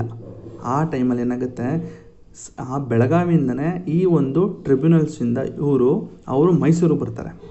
ಇದು ಗಂಭೀರವಾಗಿತ್ತು ಅಂದರೆ ಕೇಸ್ಗಳು ಬರ್ತಾರೆ, ಸರಿ, ಪ್ರತಿಯೊಂದಿಗೂ ಬರ್ತಾರೆ. ಸೊ ಅವರು ಆ್ಯಕ್ಚುಲಾಗಿ ಅವರ ಒಂದು ಏಮ್ ಏನು ಅಂತಂದರೆ ಪಬ್ಲಿಕ್ಗೆ ಈಸಿಯಾಗಿರಬೇಕು, ನ್ಯಾಯ ಸಿಗಬೇಕು ಅನ್ನೋದು ಒಂದು ಇದಾಗಿರುತ್ತೆ. ಸೊ ಟ್ರಿಬ್ಯುನಲ್ಸ್ ಬೆಳಗಾವಿಯಿಂದ ಮೈಸೂರು ಬರುತ್ತೆ. ಏನು ಬಿಲ್ಡಿಂಗ್ ಎತ್ಕೊಬರ್ತಾರ? ಇಲ್ಲ, ಬಿಲ್ಡಿಂಗ್ ಎತ್ಕೊಂಡು ಬರಲ್ಲ, ಬಿಲ್ಡಿಂಗ್ ಅಲ್ಲೇ ಇರುತ್ತೆ. ಸೊ ಅಲ್ಲಿರೋ ಒಂದಷ್ಟು ಜಡ್ಜಸ್ ಆಗಿರ್ಬೋದು, ಮೆಂಬರ್ ಅಂದರೆ ಜಡ್ಜಸ್ ಬರಲ್ಲ, ಇಲ್ಲಿ ಚೇರ್ಮನ್ ಅಂತ ಬರ್ತಾರೆ. ಚೇರ್ಮನ್ ಮೆಂಬರ್ಸ್ ಅಂತ ಏನಿರ್ತಾರೆ ಅವರು ಬರ್ತಾರೆ. ಅವ್ರು ಬಂದು ಇಲ್ಲಿ ಇನ್ವೆಸ್ಟಿಗೇಟ್ ಮಾಡ್ತಾರೆ. ಇದೆಲ್ಲ ಪ್ರೊಸೀಡಿಂಗ್ ಎಲ್ಲಿ ನಡೆಯುತ್ತೆ ಸರ್ ಆ ಥರ ಆದರೆ? ಸೊ ಅದು ಬೆಳಗಾವಿಯಲ್ಲೇ ನಡೀತದೆ ಪ್ರೊಸೀಡಿಂಗು. ಸೊ ವಿಚಾರಣೆ ಏನೇ ಇತ್ತು ಅಂದರೂ ಕೂಡ ಇಲ್ಲಿ ನಿಮ್ಮ ಒಂದು ಹೈಕೋರ್ಟ್ ಅಂಡರಲ್ಲಿ ಅಥವಾ ನಿಮ್ಮ ಡಿಸ್ಟ್ರಿಕ್ಟ್ ಕೋರ್ಟಲ್ಲಿ ಬಂದು ಅದು ವಿಚಾರಣೆ ಆಗ್ತದೆ, ಸರಿನಾ? ಸೊ ನೆಕ್ಸ್ಟು ಅದನ್ನೇ ಹೇಳೋದು ಸರ್ಕ್ಯೂಟ್ ಸೆಟ್ಟಿಂಗ್ ಅಂತ. ಸರ್ಕ್ಯೂಟ್ ಸೆಟ್ಟಿಂಗ್ ಅಂತಂದರೆ ಒಂದು ದಿಕ್ಕಿಂದ ಇನ್ನೊಂದು ದಿಕ್ಕಿಗೆ ಸುಮಾರು ಟ್ರಾವೆಲ್ ಮಾಡ್ತಾ ಇರ್ತಾರೆ. ಈಗ ಬೆಳಗಾವಿಯಿಂದ ಅವ್ರು ಮೈಸೂರು ಬರ್ಬೋದು, ಅಥವಾ ಬೆಳಗಾವಿಯಿಂದ ತುಮಕೂರಿಗೆ ಹೋಗ್ಬೋದು, ನಗರಕ್ಕೆ ಬರ್ಬೋದು, ಚಾಮರಾಜನಗರಕ್ಕೆ, ಇಲ್ಲಾಂದರೆ ಪಕ್ಕದಲ್ಲಿ ಹಾಸನ ಇದೆ, ಹಾಸನ್ಗೆ ಹೋಗ್ಬೋದು. ಸೊ ಈ ಥರ ಅವರು ಸುತ್ತಾಡ್ತಾ ಇರ್ತಾರಂತೆ. So that is called circuit setting. So next ಅದು ನೇಮ್ ಆ್ಯಂಡ್ ರಿಜಿಸ್ಟ್ರೇಷನ್, ಅದ್ರ ಬಗ್ಗೆ ಇಲ್ಲಿ ಏನೋ ಇದೆಯಲ್ಲ, ಅದ್ರ ಬಗ್ಗೆ ಇಲ್ಲಿದೆ ಟೇಬಲು. ಪ್ರಿನ್ಸಿಪಲ್ ಬೆಂಚ್ ಯಾವುದು ಕೇಳಿದ್ರೆ ನ್ಯೂ ಡೆಲ್ಲಿ ಅಂತ ಹೇಳಿ. ಸೊ ಬೆಂಗಳೂರು ಬೆಂಚು ಕರ್ನಾಟಕದಲ್ಲಿ ಬೆಂಗಳೂರಲ್ಲಿದೆ, ಅದು ಬೆಂಗಳೂರು ಬೆಂಚು. ಸೊ ಅದಾದಮೇಲೆ ನೋಡಿ ಇದೆ 19 ಬೆಂಚ್ಗಳು, ಆಯಿತಾ? ಸರ್ಕ್ಯೂಟ್ ಸಿಟ್ಟಿಂಗ್ ಅಂತ ಹೇಳಿದ್ಮೇಲೆ ಯಾವ ಬೆಂಚು ಸರ್ಕ್ಯೂಟ್ ಹತ್ರ ಓಡಾಡುತ್ತೆ ಅಂತಂದರೆ ಅಲಹಾಬಾದು, ಕಲ್ಕತ್ತಾ, ಚಂಡೀಗಢ, ಮದ್ರಾಸು, ಆಮೇಲೆ Guwahati bench, Jabalpur, Bombay bench, next Patna bench, Ernakulam bench, ಇದು ಲಕ್ಷದ್ವೀಪ ಕೊಂಡು ಹೋಗುತ್ತೆ. ಸೊ ಈ ಥರ ಓಡಾಡುತ್ತಂತೆ. ಹಾಗಾದರೆ ನಮ್ಮ ಕರ್ನಾಟಕಕ್ಕೆ ಯಾವುದಿದೆಯಪ್ಪ? ಸೊ ಕರ್ನಾಟಕಕ್ಕೆ ಯಾವುದೇ ಥರದ ಒಂದು ಸರ್ಕ್ಯೂಟ್ ಬೆಂಚ್ ಇಲ್ವಂತೆ, ಆಯಿತಾ? ಬೇಡ ಬಿಡಿ ನಮಗೆ ಅದು. ಸೊ ನೆಕ್ಸ್ಟು CAT ಅಂದರೆ ಸೆಂಟ್ರಲ್ ಅಡ್ಮಿನಿಸ್ಟ್ರೇಟಿವ್ ಏನಿದೆ, ಸಾರಿ ಎಲ್ಲಿದು ಇಲ್ಲಿಂದ ಹೇಳ್ಬೇಕಲ್ವ, sorry, next the CAT exercise original jurisdiction in relation to recruitment and all service matter of a public servants cover by it. So okay, original jurisdiction ಅಂದರೆ ಸಾಕು, ನಮಗೆ ಇನ್ನೇನು ಓದೋದೇ ಬೇಡ. ಒರಿಜಿನಲ್ ಜುರಿಸ್ಡಿಕ್ಷನ್ ಅಂದರೆ ಈಗ ಅಕಸ್ಮಾತ್ ನಿಮಗೆ ನ್ಯಾಯ ಅನಿಸ್ತಿಲ್ಲ ಅಂದರೆ ಡೈರೆಕ್ಟಾಗಿ ಇಲ್ಲಿ ಹೋಗ್ಬೋದು. ನೀವು ಹೈಕೋರ್ಟ್ಗೆ ಹೋಗಿ ಸುಪ್ರೀಂ ಕೋರ್ಟ್ಗೆ ಹೋಗಿ ಅಲ್ಲಿಂದ ನೀವು ಬಳಸ್ಕೊಂಡೇನು ಬರಬೇಕಾಗಿಲ್ಲ. ನೀವು ಡೈರೆಕ್ಟಾಗಿ ಹೋಗಿ ಇಲ್ಲೇ ನೀವು ಸರ್ ನನಗೆ ನ್ಯಾಯ ಒದಗಿಸಿ ಅಂತ ಕೇಳ್ಬೋದು, ಸರಿನಾ. Next all India services it jurisdiction. Okay, ಈ ಜುರಿಸ್ಡಿಕ್ಷನ್ ಅದರ ಪವರ್ ಎಲ್ಲಿಗಂಟೆ ಎಕ್ಸ್ಟೆಂಡ್ ಆಗಿದೆ ಅಂತಂದರೆ all India services, central civil services, civil ಪೋಸ್ಟ್ಗಳು ಅಂತಂದರೆ ಯಾವ್ಯಾವ ಪೋಸ್ಟ್ಗಳು ಅಂತ ಹೇಳಿದೆ ಅಂದರೆ ನಿಮಗೆ ಯಾವ್ಯಾವ ಒಂದು ಹೇಳಿದ್ನಲ್ಲ, group A, group B, group C ಅಂತ. ಅದನ್ನು ಬಿಟ್ಟು ಬೇರೆ ಬೇರೆ ಒಂದು ಡಿಪಾರ್ಟ್ಮೆಂಟಲ್ಲಿರುವಂತಹ ಕೆಲವೊಂದು ರಿಕ್ರೂಟ್ಮೆಂಟ್ ಏನಿದೆ, ಜಾಬ್ ರಿಕ್ರೂಟ್ಮೆಂಟ್, ಗೌರ್ಮೆಂಟ್ ರಿಕ್ರೂಟ್ಮೆಂಟ್ ಏನಿದೆ ಅದ್ರ ಬಗ್ಗೆ ಹೇಳ್ತಾಯಿದ್ದೆ ನೋಡಿ. All India services, central civil services, civil post under the centre and civilian employer for defence services. So ಇಷ್ಟು ಜನ ಆದರೆ ಹಾಗಾದರೆ ಇವರ ಜುರಿಸ್ಡಿಕ್ಷನ್ ಎಲ್ಲೆಲ್ಲಿ ಹೋಗಲ್ಲ ಅಂತಂದರೆ ದ ಮೆಂಬರ್ ಆಫ್ ಡಿಫೆನ್ಸು ನೋಡಿ, the member of defence force ಅಂದರೆ ನಮ್ಮ ಆರ್ಮಿಲಿ ಇರ್ತಾರಲ್ಲ ಅವ್ರ ಆರ್ಮಿಲಿದ್ದಂಥ ಒಂದಷ್ಟು ಆಫೀಸರ್ಸ್ಗಳು, servants of a supreme courts, officers and servants of the supreme courts. Okay, supreme ಕೋರ್ಟಲ್ಲಿದ್ದಂತಹ ಕೆಲವೊಂದು ಸರ್ವೆಂಟ್ಸ್ ಮೇಲೆ ಅಥವಾ ಆಫೀಸರ್ಸ್ ಮೇಲೆ ನೀವು ಈ ಒಂದು ಹೇಳ್ತೀನಿ ಅದನ್ನು. And secretarial staff of a parliament are not covered by it. So ಇಷ್ಟು ಜನಕ್ಕೆ ನಾನು ರೆಡ್ ಪೆನಲ್ಲಿ ಮಾರ್ಕ್ ಮಾಡಿದ್ದೆನಲ್ಲ, ಇಷ್ಟು ಜನಕ್ಕೆ ಈ ಒಂದು ಟ್ರಿಬ್ಯುನಲ್ ಏನಿದೆ ಜುರಿಸ್ಡಿಕ್ಷನು ಬರಲ್ಲ. ಇದನ್ನೆಲ್ಲ ಆ ಸುಪ್ರೀಂ ಕೋರ್ಟ್ ಆಗಿರ್ಬೋದು ಅಥವಾ ಆ ಡಿಸ್ಟ್ರಿಕ್ಟ್ ಕೋರ್ಟ್ಗಳಾಗಿರ್ಬೋದು, ಹೈಕೋರ್ಟ್ ಆಗಿರ್ಬೋದು, ಇಂಥ ಕೋರ್ಟ್ಗಳು ನೋಡ್ಕೊಳ್ತವೆ. ಸೊ ಇಷ್ಟು ಬಿಟ್ಟು ಇಲ್ಲಿದೆಯಲ್ಲ all India services, central civil services, civil post under centre.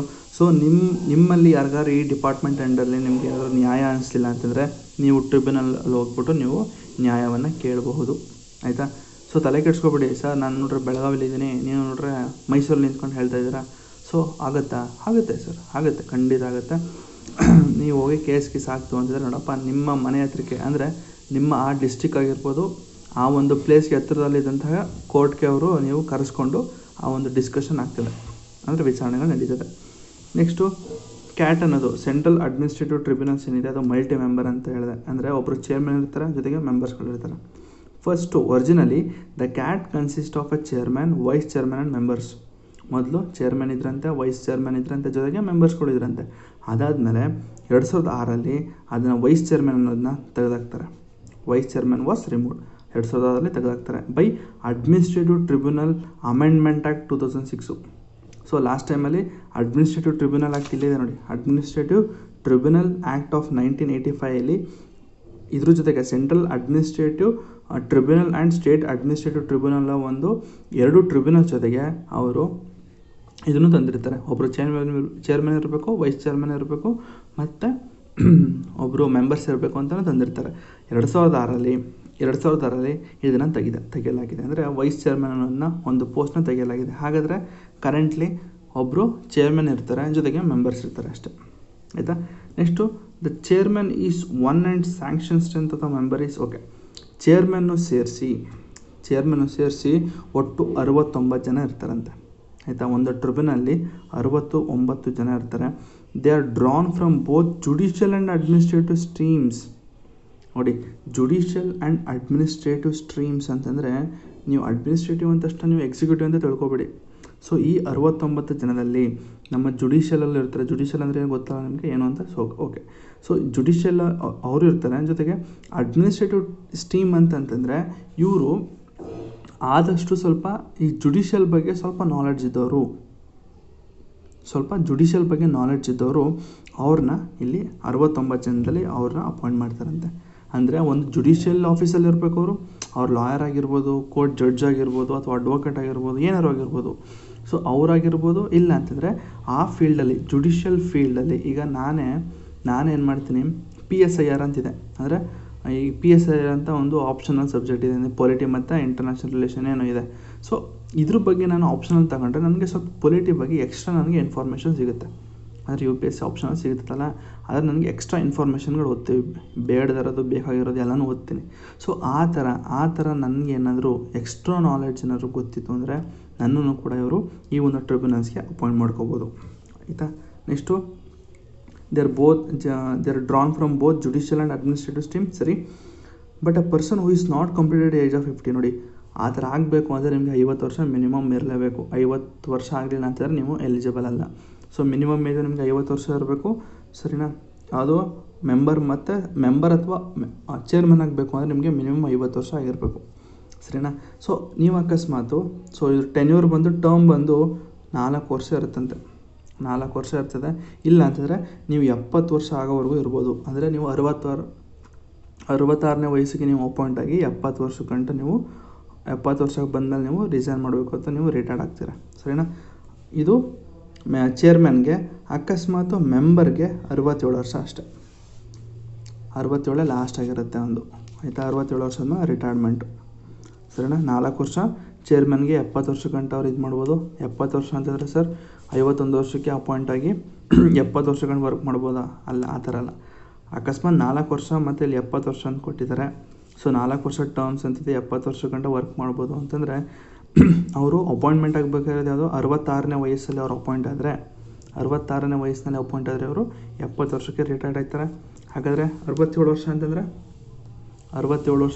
ಅವರು 63ನೇ ವಯಸ್ಸಲ್ಲಿ ಅಪಾಯಿಂಟ್ ಆದರೆ ಇವರು 67 ವರ್ಷಕ್ಕಂಟ ಇವರು ಮೆಂಬರ್ ಆಗಿರ್ಬೋದು, ಆಯಿತಾ.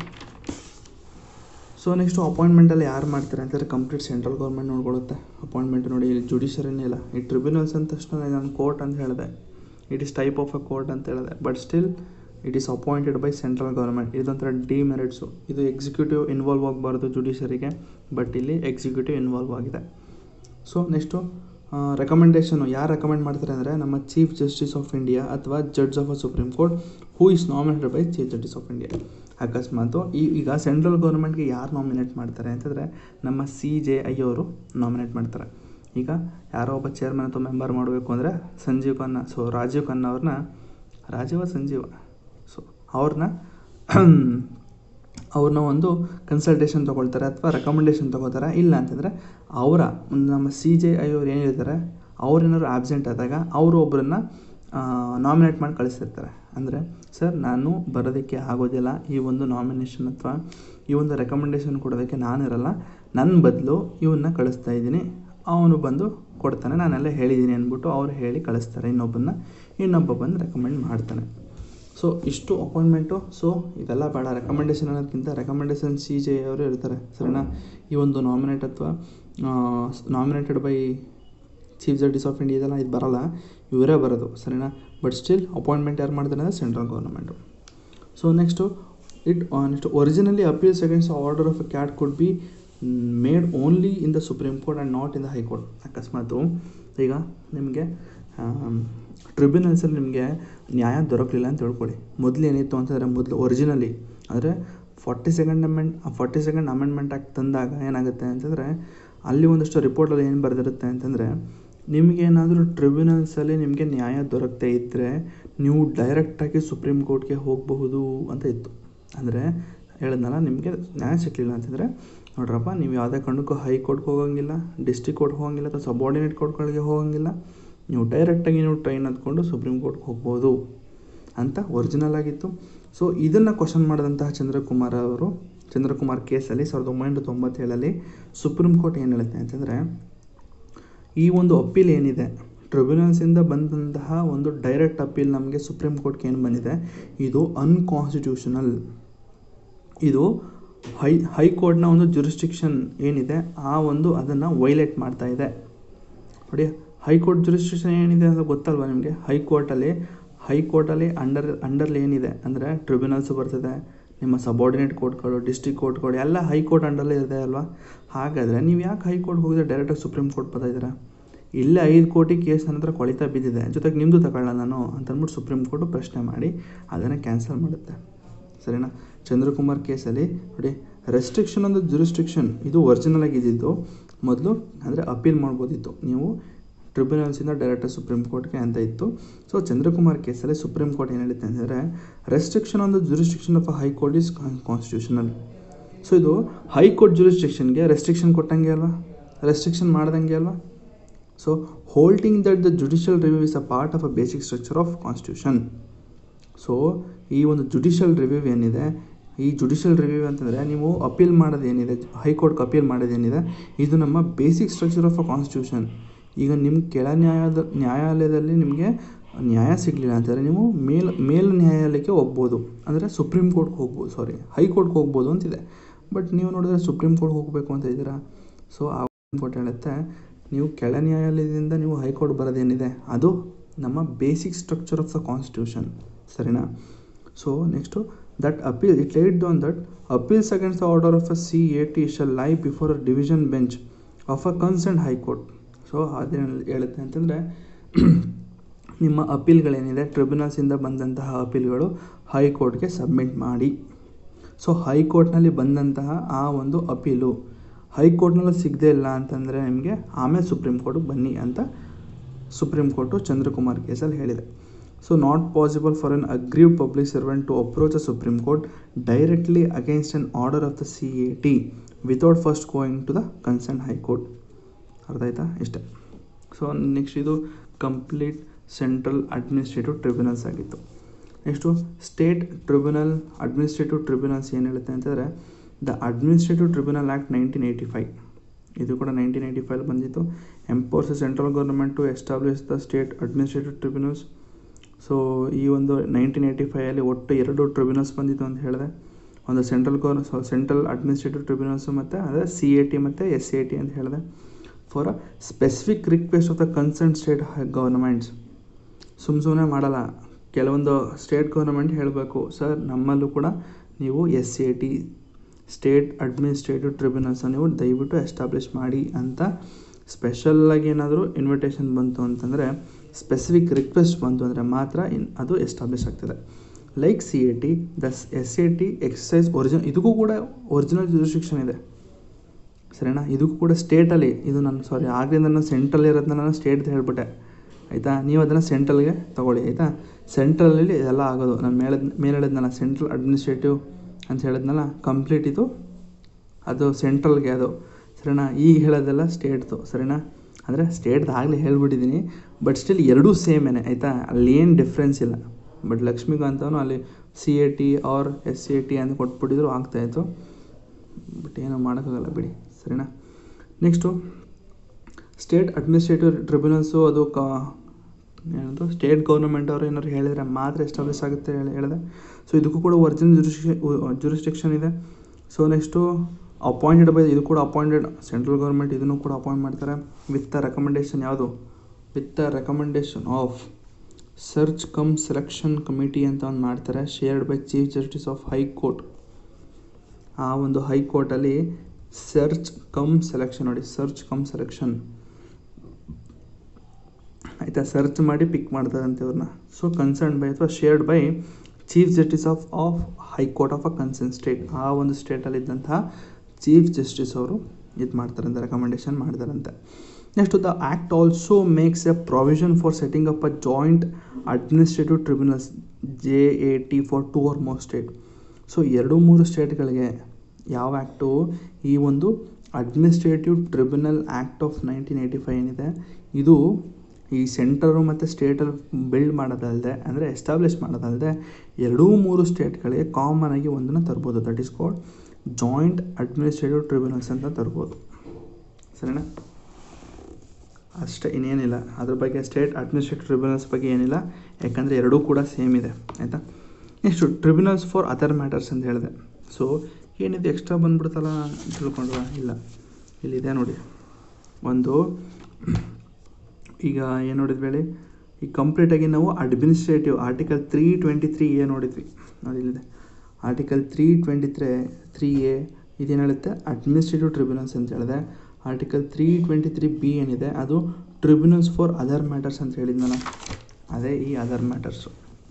ಇದು ಆರ್ಟಿಕಲ್ 323 ಬಗ್ಗೆ ಹೇಳ್ತದೆ. ಸೊ ಇಲ್ಲಿ parliament and state legislature are authorised to provide the establishment of tribunals. ಹಾಗಾದರೆ ಆರ್ಟಿಕಲ್ 323 ಏನಿದೆ ಇಲ್ಲಿದೆಯಲ್ಲ, ಇದು ಆರ್ಟಿಕಲ್ 320 ಅಡ್ಮಿನಿಸ್ಟ್ರೇಟಿವ್ ಟ್ರಿಬ್ಯುನಲ್ಸ್ ಅಂತ ಹೇಳಿದ್ನಲ್ಲ, ಈ ಕಂಪ್ಲೀಟಾಗಿದ್ದು ಪಾರ್ಲಿಮೆಂಟೇ ಮಾಡುತ್ತೆ, ಸೆಂಟರ್ ಮಾಡುತ್ತೆ ಇದನ್ನು, ಸರಿನಾ. ಈ ಒಂದು ಅದರ್ ಮ್ಯಾಟರ್ಸ್ ಅಂತಿದೆಯಲ್ಲ, ಈ ಅದರ್ ಮ್ಯಾಟರ್ಸ್ಗೆ ಇಲ್ಲಿ ಸ್ಟೇಟ್ ಲೆಜಿಸ್ಲೇಚರ್ ಕೂಡ ಇನ್ವಾಲ್ವ್ ಆಗಿ ಇಬ್ಬರು ಕೂಡ, ಅಂದರೆ ಪಾರ್ಲಿಮೆಂಟು ಮತ್ತು ಸ್ಟೇಟ್ ಲೆಜಿಸ್ಲೇಚರ್ ಇಬ್ಬರು ಕೂಡ ಇನ್ವಾಲ್ವ್ ಆಗಿ ಮಾಡುವಂತಹ ಒಂದು ಟ್ರಿಬ್ಯುನಲ್ಸ್ ಇದು. ಯಾವುದ್ರ ಬಗ್ಗೆ ಮಾಡ್ತಾರೆ ಅಂತಂದರೆ ಒಂದು ಟ್ಯಾಕ್ಸೇಷನ್ ಆಗಿರ್ಬೋದು. ಸೊ ಏನು ಟ್ಯಾಕ್ಸೇಷನ್ ಅಂತಂದರೆ ಕೆಲವೊಂದು ಸತಿ ನೀವು ಟ್ಯಾಕ್ಸ್ ಕಟ್ಟಿಲ್ಲ ಅಂದ್ಬಿಟ್ಟು ಕೆಲವೊಂದು ನಿಮಗೆ ಇದು ಬರ್ತದೆ ನೋಡಿ, ಅದು ಕೋರ್ಟಿಂದ ಆರ್ಡರ್ಗಳು ಬರ್ತದೆ, ಬನ್ನಿ ಏನು ನೀವು ಟ್ಯಾಕ್ಸ್ ಕಟ್ಟಿಲ್ವಂತಲ್ಲ, ಇನ್ಕಮ್ ಟ್ಯಾಕ್ಸು ಅಂತ ಬಂದಾಗ, ಸೊ ಆ ಥರ ಒಂದು ಕೇಸ್ಗಳಿಗೆ ನೀವು ಒಂದು ಟ್ರಿಬ್ಯುನಲ್ಸ್ನ ಮಾಡ್ತಾರೆ. Next foreign exchange import export, ಕೆಲವೊಂದು ಸತಿ ನೀವು ಇಲ್ಲಿಗಲಾಗಿ ಏನಾದರೂ ಎಕ್ಸ್ಟ್ರಾ ಇಂಪೋರ್ಟ್ ಅಥವಾ ಎಕ್ಸ್ಪೋರ್ಟ್ ಮಾಡಿತ್ತು ಅಂತಂದರೆ ಅಂಥ ಟೈಮಲ್ಲಿ. ನೆಕ್ಸ್ಟು ಇಂಡಸ್ಟ್ರಿಯಲ್ ಆ್ಯಂಡ್ ಲೇಬರು, ಕೆಲವೊಂದು ಇಂಡಸ್ಟ್ರಿಗಳಲ್ಲಿ ನಿಮಗೆ ಏನದು ಯೂನಿಯನ್ ಅಂತ ಮಾಡ್ಕೊಂಡಿರ್ತಾರೆ ಅಲ್ವಾ. ಸೊ ಆ ಯೂನಿಯನ್ಗಳಿಂದ ಕೆಲವೊಂದು ರಿಕ್ವೆಸ್ಟ್ಗಳು ಹೋಗ್ತದೆ, ಡಿಮಾಂಡ್ಗಳಿರ್ತದೆ. ಸೊ ಅಂಥ ಡಿಮಾಂಡ್ಗಳೇನಾದ್ರು ಪೂರೈಸಲಿಲ್ಲ ಅಂತಂದರೆ, ಅಂದರೆ ಬೇಸಿಕ್ ನೆಸೆಸಿಟೀಸು, ಎಕ್ಸ್ಟ್ರಾ ಅಲ್ಲ. ಈಗ ಸಂಬಳ 20,000 ಕೊಡ್ತಾಯಿದ್ರೆ ಈಗ ನಾಳೆಯಿಂದ 50,000 ಕೊಡಿ, ಸೊ ಆ ಥರ ಅಲ್ಲ. ಅಕಸ್ಮಾತ್ ಅವ್ರಿಗೆ ಬೇಸಿಕ್ ನೆಸೆಸಿಟೀಸ್ ಏನಿದೆ, ಈಗ ಆ ಒಂದು ಇಂಡಸ್ಟ್ರಿ ಇತ್ತು ಅಂದರೆ ಪಕ್ಕದಲ್ಲೇ ಅವ್ರಿಗೊಂದು ಒಂದು ಏರಿಯಾ ಥರ ಏನೋ ಮಾಡಿಕೊಡ್ಬೇಕು, ಅವ್ರಿಗೆ ನೀರನ್ನು ಒದಗಿಸ್ಕೊಡ್ಬೇಕು, ಎಲೆಕ್ಟ್ರಿಸಿಟಿ ಕೊಡಬೇಕು, ರೋಡ್ ಮಾಡಿಕೊಡ್ಬೇಕು, ಕಂಪ್ಲೀಟ್ ಒಂದು ಸಿಟಿ ಥರ ಒಂದು ಇನ್ಫ್ರಾಸ್ಟ್ರಕ್ಚರ್ನ ಅವರು ಡೆವಲಪ್ ಮಾಡಿಕೊಡ್ಬೇಕು. Those are called basic necessities. So ಅಂಥ ಏನಾದ್ರು ಸಿಕ್ಕಲಿಲ್ಲ ಅಂತಂದರೆ ಅವರು ಕೂಡ ಟ್ರಿಬ್ಯುನಲ್ಸಲ್ಲಿ ಹೋಗಿ ಕೇಸ್ ಹಾಕ್ಬೋದು, ಸರಿನಾ. ಎಲ್ಲಿ ಅಂತಂದರೆ ಇದು ಆರ್ಟಿಕಲ್ 323B ಆದಂತಹ ಒಂದು ಟ್ರಿಬ್ಯುನಲ್ಸ್ ಇದು. ಸೊ ಅಡ್ಮಿನಿಸ್ಟ್ರೇಟಿವ್ ಅಂದರೆ ಅಲ್ಲೊಂಥರ, ಇದು ಬೇರೆ, ಸರಿನಾ. ಆದರೂ ಕೂಡ ಎರಡೂ ಮಿಕ್ಸ್ ಮಾಡಿ ಒಂದೇ ಟ್ರಿಬ್ಯುನಲ್ಗೆ ಹಾಕ್ತಾರೆ. ಸೊ ಅದು ಕೂಡ ಒಂದು ಇಶ್ಯೂ ಇದೆ, ನೋಡೋಣ ಬನ್ನಿ ಅದನ್ನು, ಆಯಿತಾ. Next land reforms. ಸೊ ಅದೇ ಹೇಳಿದ್ನಲ್ಲ, ಕೆಲವೊಂದು ಸತಿ ನಿಮಗೆ ಲ್ಯಾಂಡ್ ಟ್ಯಾಕ್ಸ್ ಕಟ್ಟಿಲ್ಲ ಅಂತಂದರೆ, ಅಥವಾ ಬೇರೆ ಏನೋ ಹೆಸರಲ್ಲಿ ಏನೋ ಬದಲಾವಣೆ ಆಗಿದೆ, ಸೊ ಆ ಥರ ಒಂದು ಕೇಸ್ಗಳಾಗಿರ್ಬೋದು. Next ceiling of urban property ಬಿಡಿ. Next election into the parliament and state legislature, election ಬಗ್ಗೆ ಏನಾದರೂ ಇತ್ತು ಅಂದರೆ. ನೆಕ್ಸ್ಟು ಫುಡ್ ಸ್ಟಫ್ಸ್ ಅಂತಂದರೆ ಈ ಒಂದು ಆಹಾರದಲ್ಲಿ ಏನಾದರೂ ಕಲಬೆರಕೆ ಆಗೋದು, FSI ಅಂತ ಏನೋ ಇದೆ ನೋಡಿ, FSIದು ಏನಾದರೂ ಡೂಪ್ಲಿಕೇಟ್ ಅಂದರೆ ಅವರು ಫೇಕಾಗಿ ಒಂದಷ್ಟು ಸ್ಟ್ಯಾಂಪ್ಗಳು ಹಾಕ್ಬಿಡ್ತಾರೆ. ಸೊ ಅಂಥ ಟೈಮಲ್ಲಿ ಏನಾದ್ರು ಇದಾಯಿತು ಅಂದರೆ ಆ ಕೇಸ್ ಹಾಕ್ಬೋದು. Next rent and tenancy act. So ನೀವು ರೆಂಟ್ ಕಟ್ಟಿಲ್ಲ ಹಂಗೆ ಹಿಂಗೆ ಅಂತ ಹೇಳೋರು ಅಂತಂದರೆ, ಸೊ ಅದ್ರ ಮೇಲೂ ಕೇಸು. ಸೊ ಇಷ್ಟು ಬಂದು tribunals of other matters. So ನೀವೇನು ಅನ್ಕೋತಾ ಇದ್ದೀರಾ ಅಂತಂದರೆ, ಸರ್ ಅಡ್ಮಿನಿಸ್ಟ್ರೇಟಿವ್ ಮತ್ತು ಟ್ರಿಬ್ಯುನಲ್ಸ್ ಆಫ್ ಅದರ್ ಮ್ಯಾಟರ್ಸ್ ಅಂತೇನಿದೆ, ಸೊ ಎರಡೂ ಕೂಡ ಬೇರೆ ಬೇರೆ ಆಫೀಸಲ್ಲಿ ಡಿಸ್ಕಸ್ ಆಗುತ್ತಾ? ಸೊ ಇಲ್ಲ, ಎರಡೂ ಕೂಡ ಒಂದೇ ಆಫೀಸಲ್ಲಿ ಆಗುತ್ತೆ. ಸೊ ಅದು ಕೂಡ ಒಂದು ಇಶ್ಯೂ ಇದೆ. ಯಾಕೆಂತಂದರೆ ಇದೇ ಸಪ್ರೇಟ್ ಅಲ್ವಾ. ಸೊ ಅವೆಲ್ಲ ಬರೀ ಕಂಪ್ಲೀಟು ಒಂದು ಏನದು ರಿಕ್ರೂಟ್ಮೆಂಟ್ ಪ್ರೋಸೆಸ್ ಬಗ್ಗೆ ಏನೋ ಇದೆ ಅಲ್ವಾ. Civil post, central post, all India Indian civil services exam. So ಈ ಥರ ಎಲ್ಲ ಮಿಕ್ಸ್ ಆಗಿದೆ. ಕಂಪ್ಲೀಟ್ ಅದು ರಿಕ್ರೂಟ್ಮೆಂಟ್ ಪ್ರೊಸೆಸ್ಸೇ ಇದೆ, ಅಪಾಯಿಂಟ್ಮೆಂಟ್ ಬಗ್ಗೆನೇ ಇದೆ. ಸೊ ನೀವು ಅದ್ರ ಬಗ್ಗೆನೇ ಕಂಪ್ಲೀಟ್ ಡಿಸ್ಕಷನ್ ಅಂದರೆ ಅದ್ರ ಬಗ್ಗೆನೂ ತುಂಬ ಕೇಸಸ್ಗಳು ಪೆಂಡಿಂಗ್ ಇದ್ದಾವೆ.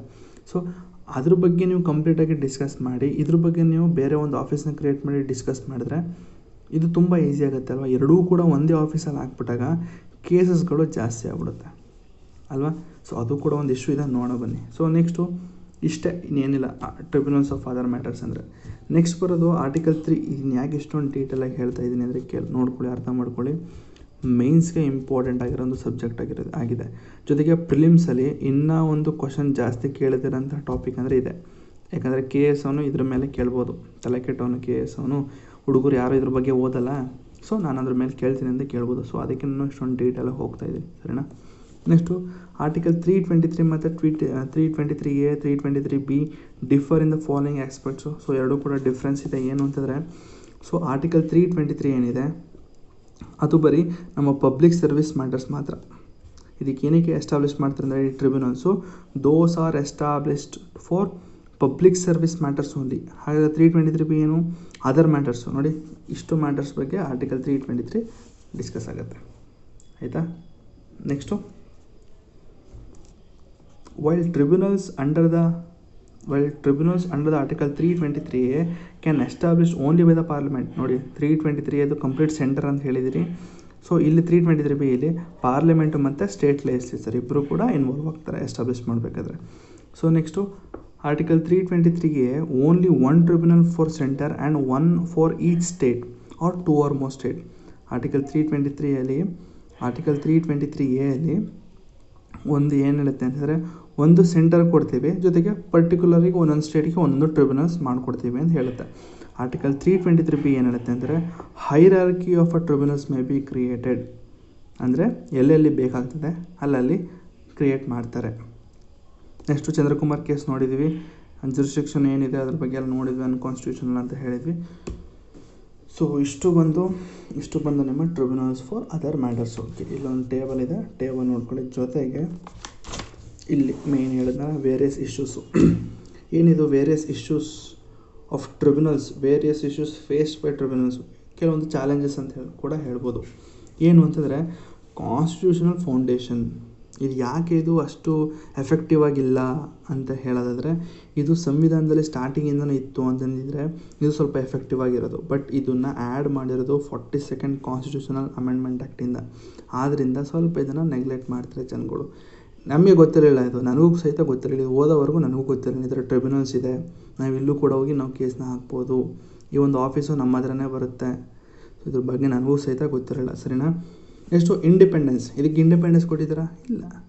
ಸೊ ನೀವು ಇಂಡಿಪೆಂಡೆನ್ಸ್ ಆಫ್ ಎ ಜುಡಿಷರಿ ಅಂತ ಬಂದಾಗ ಇದನ್ನು ಅಪಾಯಿಂಟ್ ಮಾಡೋದು ಬರೀ ಜುಡಿಷಿಯಲ್ ಮೆಂಬರೇ ಆಗಿರಬೇಕು. ಬಟ್ ಇಲ್ಲಿ ಯಾರು ಅಪಾಯಿಂಟ್ ಮಾಡ್ತಾ ಇದ್ದಾರೆ?